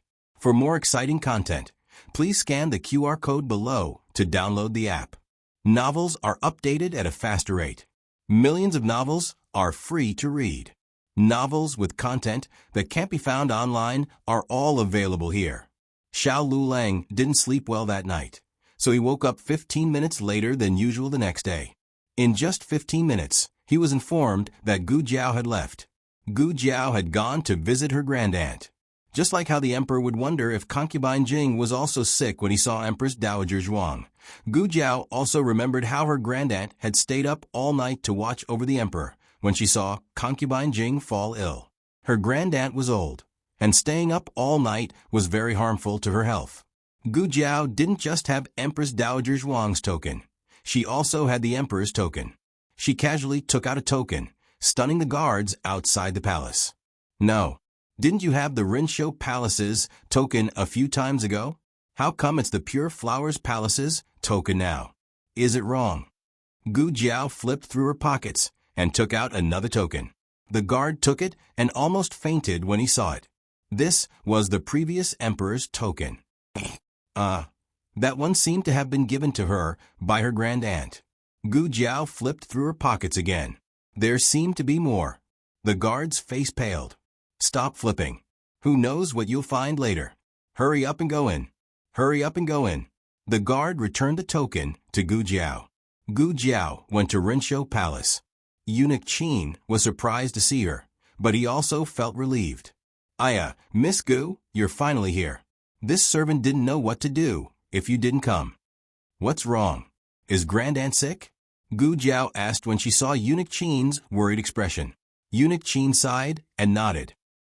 She's been sick for a few days, but she refused to tell anyone about it. She also refused to let this servant invite Miss Gu over. The Empress Dowager said it was a small illness, and she'll be fine after some rest. Small illnesses at this age were difficult to bear and dangerous. Gu Jiao hurried to her great-aunt's bedchamber. Empress Dowager Zhuang just caught a cold from overworking. However, just as Gu Jiao said, an illness at this age was not an illness. It could take one's life at any time. Empress Dowager Zhuang lay withered on the phoenix bed. It was as if half of her vitality had been sucked out overnight. Great aunt. Gu Jiao stepped forward and placed the food box on the table. Then, she sat by the bed and began to take her great-aunt's pulse. Empress Dowager Zhuang weakly looked at Gu Jiao and then looked at Eunuch Qin behind Gu Jiao. She rolled her eyes and said, "Who told you to call him here?" Eunuch Qin was embarrassed. Gu Jiao pulled up the quilt for her great-aunt and said, Eunuch Qin didn't call me. I came by myself. Empress Dowager Zhuang snorted. Have you taken your medicine this morning? Gu Jiao asked. Eunuch Qin said, not yet. The imperial physician instructed me to drink it after the meal, but the Empress Dowager Zhuang looked coldly at Eunuch Qin. Do you think your life is too long? He even dared to complain about her. Eunuch Qin shrunk his neck resentfully. Gu Jiao said, I brought food. Yes. Eunuch Qin hurried to the table and opened the food box that Gu Jiao brought. A familiar fragrance of chopped green onions floated out. It was egg drop millet porridge, brown sugar glutinous rice cake, pea pudding, and some homemade pickled dried fruits. The pea pudding was made by Yao Shi. The other three were made by the old chancellor, and only half of the sugar was added. Empress Dowager Zhuang originally didn't have much of an appetite, but after taking a bite, she couldn't stop. Gu Jiao didn't let her eat too much. She had Eunuch Qin take the food away after a few chopsticks. Empress Dowager Zhuang smacked her lips with hidden bitterness. Aijia is sick, and you don't let Aijia eat until she is full. Gu Jiao said, you also need to leave room for medicine. She didn't want to drink medicine. She wanted to eat until she was full. After about half an hour, Gu Jiao had someone bring the medicine. Gu Jiao tasted it first. It was the right medicine, and the medicine was very mild. Empress Dowager Zhuang had a look of refusal. Gu Jiao took out 3 candied fruits. Originally, I could have eaten 3. Empress Dowager Zhuang curled her lips. Gu Jiao said, these 3 are extra. If, before she finished speaking, Empress Dowager Zhuang picked up the medicine bowl and gulped it down. Then, under everyone's stunned gaze, she decisively took away the 3 candied fruits.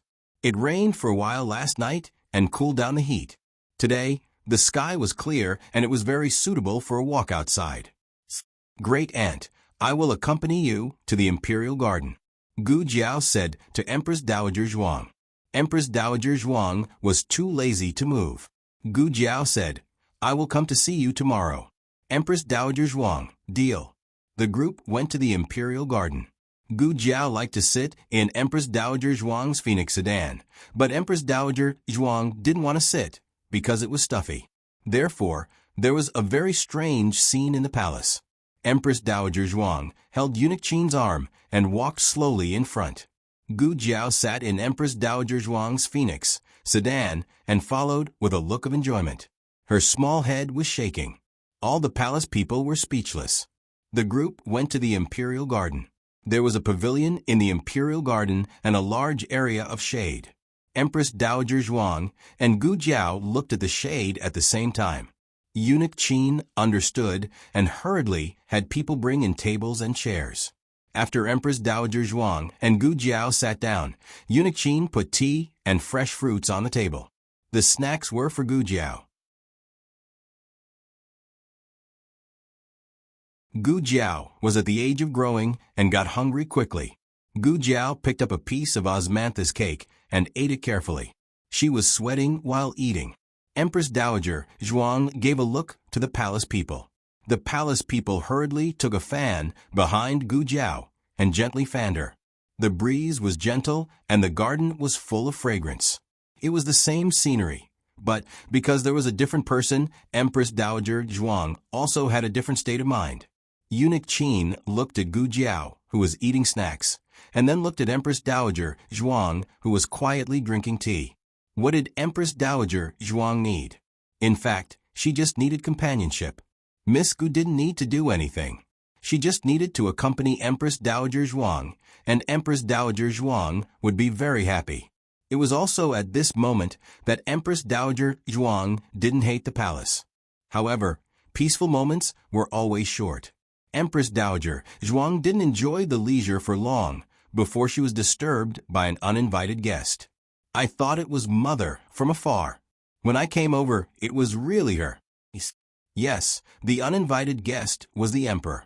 Empress Dowager Zhuang's face instantly darkened. The Emperor strode over and bowed to Empress Dowager Zhuang. Son pays respect to Mother. A new bastard. Empress Dowager Zhuang rolled her eyes.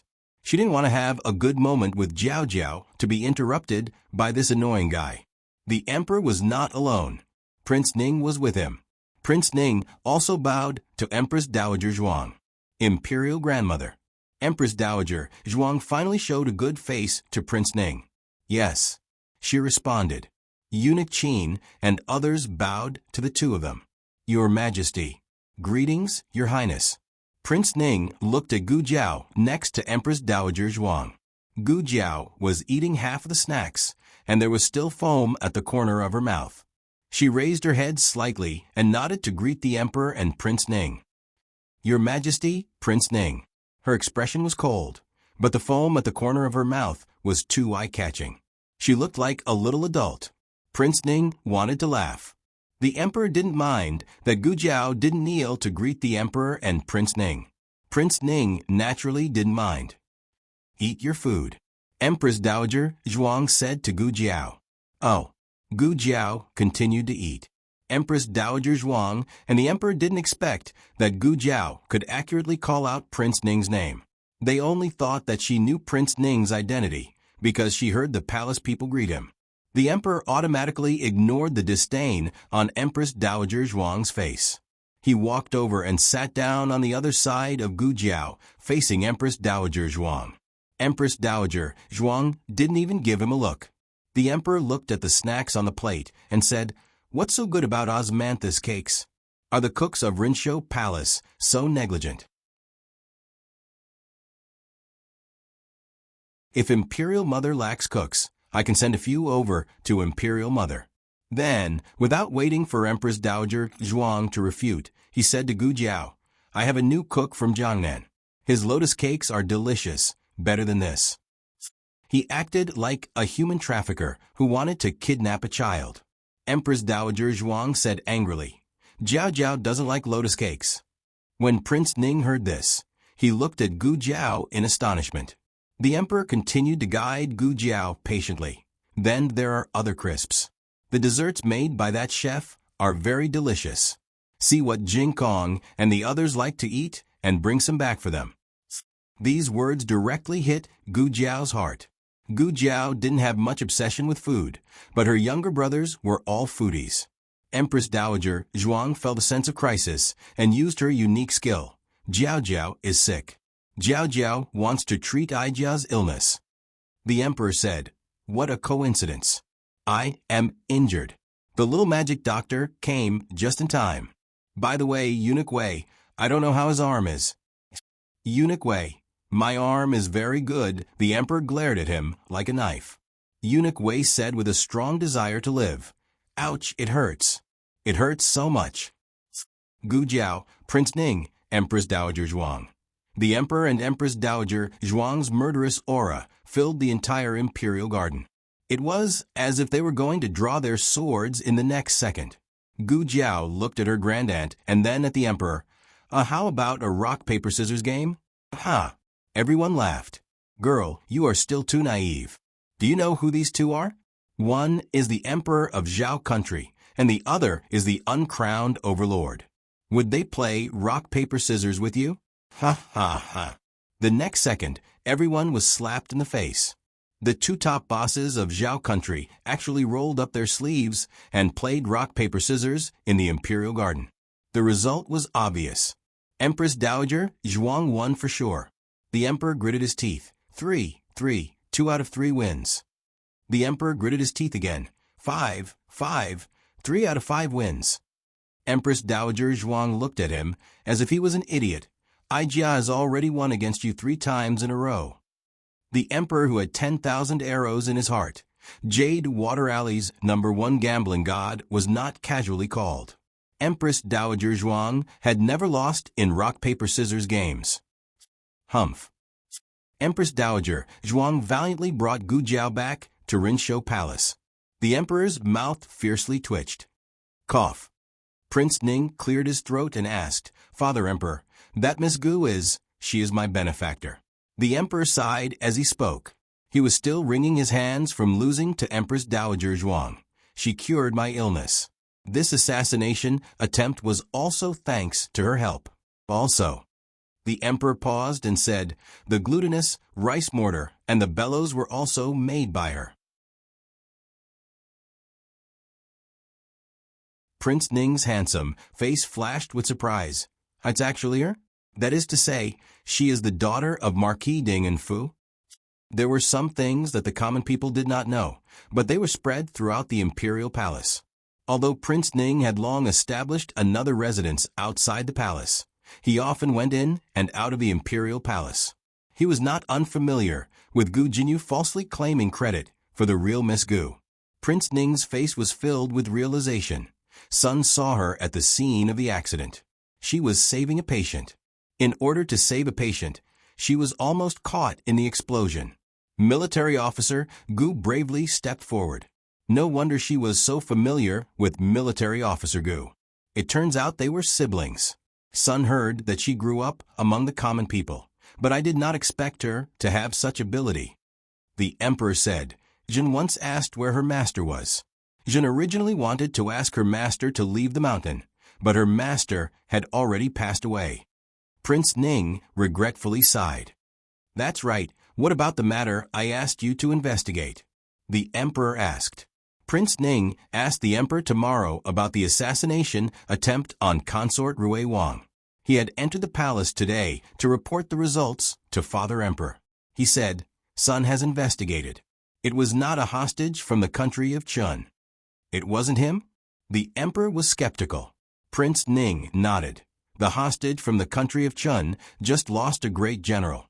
He wouldn't dare to stir up trouble again in such a short time. He and his subordinates have been very well behaved in the palace these days."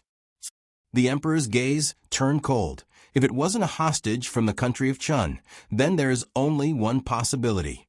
Prince Ning looked at him. "Father, are you suspecting?" the emperor said coldly. "Is there a need to suspect? It's obvious that it was her. Jin understands that she is your grandmother and your great-aunt. You are more or less on her side, but other than her, no one else could have done this." Prince Ning was caught between the emperor and Empress Dowager Zhuang, so he was in a difficult position. Of all the princes in the palace, only he was in such an awkward position. Rui Wang is on good terms with Sun, and grandmother dotes on him. Rui Wang was part of Prince Ning's line. Empress Dowager Zhuang had no reason to deal with the couple. The emperor snorted coldly. "Have you forgotten how close old Third and his wife were to old concubine Jing? She was jealous of old concubine Jing. She could not bear to see anyone treat old concubine Jing well." Prince Ning, however, shook his head. Grandmother would not do such a thing. The emperor faintly said, "Have you forgotten how she poisoned Ahung that year? If the palace had not discovered it early, Ahung would have already died." The emperor had never said a single bad word about Empress Dowager Zhuang in front of the crown prince. On the contrary, he did not have any qualms in front of Prince Ning. How could Prince Ning not understand that this was a form of respect and also a form of probing? The emperor was probing his feelings, as well as his filial piety and sincerity. Prince Ning persisted, saying, "It was not grandmother. Sun is certain." The emperor was unhappy. "How can you be certain?" Prince Ning cupped his hands, "Because when third sister was attacked by an assassin, the daughter of Marquis Dingan's manor was also present.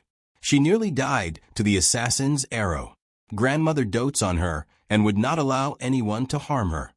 The emperor frowned and looked at Prince Ning. "Why did you not say this yesterday?" Prince Ning said with shame, "Sun did not know of her relationship with grandmother and father emperor. I thought that she was just a normal female doctor and was not worth mentioning." No matter how deep the emperor's prejudice against Empress Dowager Zhuang was, he had to admit that Empress Dowager Zhuang truly doted on the young divine doctor. She would not choose to assassinate the young divine doctor while he was present. But if it was not the hostage of Qin country, nor was it Empress Dowager Zhuang, who else could it be? Who would target imperial concubine Rui Wang? Thinking of something, Prince Ning said, "Father Emperor, since the young divine doctor's identity is so special, could it be that the assassin yesterday was not targeting third sister and was instead targeting her? Targeting the young divine doctor?" The emperor's expression immediately became cold. It was so cold that it was a little frightening. It was even more frightening than when Prince Ning had told him that imperial concubine Rui Wang had been attacked. Prince Ning was secretly shocked. Was the daughter of Marquis Ding and's manor that important to Father Emperor? More important than his own daughter-in-law and the unborn imperial grandson? Gu Jiao ate lunch at Rinshou Palace before leaving. Right before leaving, Gu Jiao asked Empress Dowager Zhuang, "Grand Aunt, have you heard of Xianle residence?" Empress Dowager Zhuang frowned and thought for a while. "I can't remember." Empress Dowager Zhuang's memories had been restored, but only the majority had been restored. There were still some memories that were missing. Because of this, Empress Dowager Zhuang could not guarantee that she had never heard of it, or that she had forgotten after hearing it. "Jiao Jiao, do you want to inquire about this?" Empress Dowager Zhuang asked. Gu Jiao replied, "No, just casually asking. Grand Aunt does not need to inquire," so as to avoid inadvertently alerting the enemy. For Xianle residents to know about the Chun country's assassination, it meant that Yuan Tang had some dealings with Xianle residents. Yuan Tang knew the emperor's whereabouts like the back of his hand, so he must have spies in the palace. But whether the spies were arranged by Yuan Tang himself or through Xianle residents, it was unknown. When the limelight passed, she would go to Xianle residence again. Gu Jiao returned to the medical hall. Lu Yixing was also there. He waited for a long time. Xiao Sanzi whispered, "He made a special trip to wait for you." "I know." Gu Jiao nodded and called Lu Yixing into the examination room. Lu Yixing said, "I'm not here to ask for medical advice. I'm here to tell you that yesterday's assassination has nothing to do with Yuan Tang." "Okay." Gu Jiao nodded. Lu Yixing was stunned. If you don't ask me, how do I know it has nothing to do with him? Evidence? Proof?" Gu Jiao said, "You said it has nothing to do with him. I believe you." That was all. There was no need for evidence, and no need to explain other reasons. Lu Yixing suddenly choked. "I believe you." Ever since the destruction of the Lu family, he had never heard these words again. Why? Why did she believe him? Why did she never doubt him? Gu Jiao did not speak. He got up and left. But when he had already walked out, he paused. "You be careful." Gu Jiao watched his departing figure and thought of the dream she had when she returned to the Marquis's mansion. "Why did I believe you? Because I only gave you a bowl of water, but you collected my corpse and buried my bones." Digression, Lu Yixing's dream. Chapter 178, Cheating. The latest chapter of this book is not finished yet. For more exciting content, please scan the QR code below to download the app. Novels are updated at a faster rate. Millions of novels are free to read. Novels with connotations that you can't find online are all available here.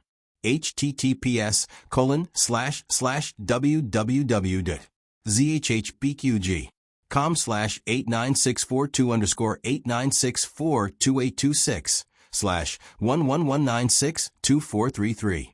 HTML Genius. Memorize the website's address in 1 second. www.zhpqg.com Biku Go Mobile Reading Website. zhpqg.com. That you're tuning in to the Echo Reads YouTube channel.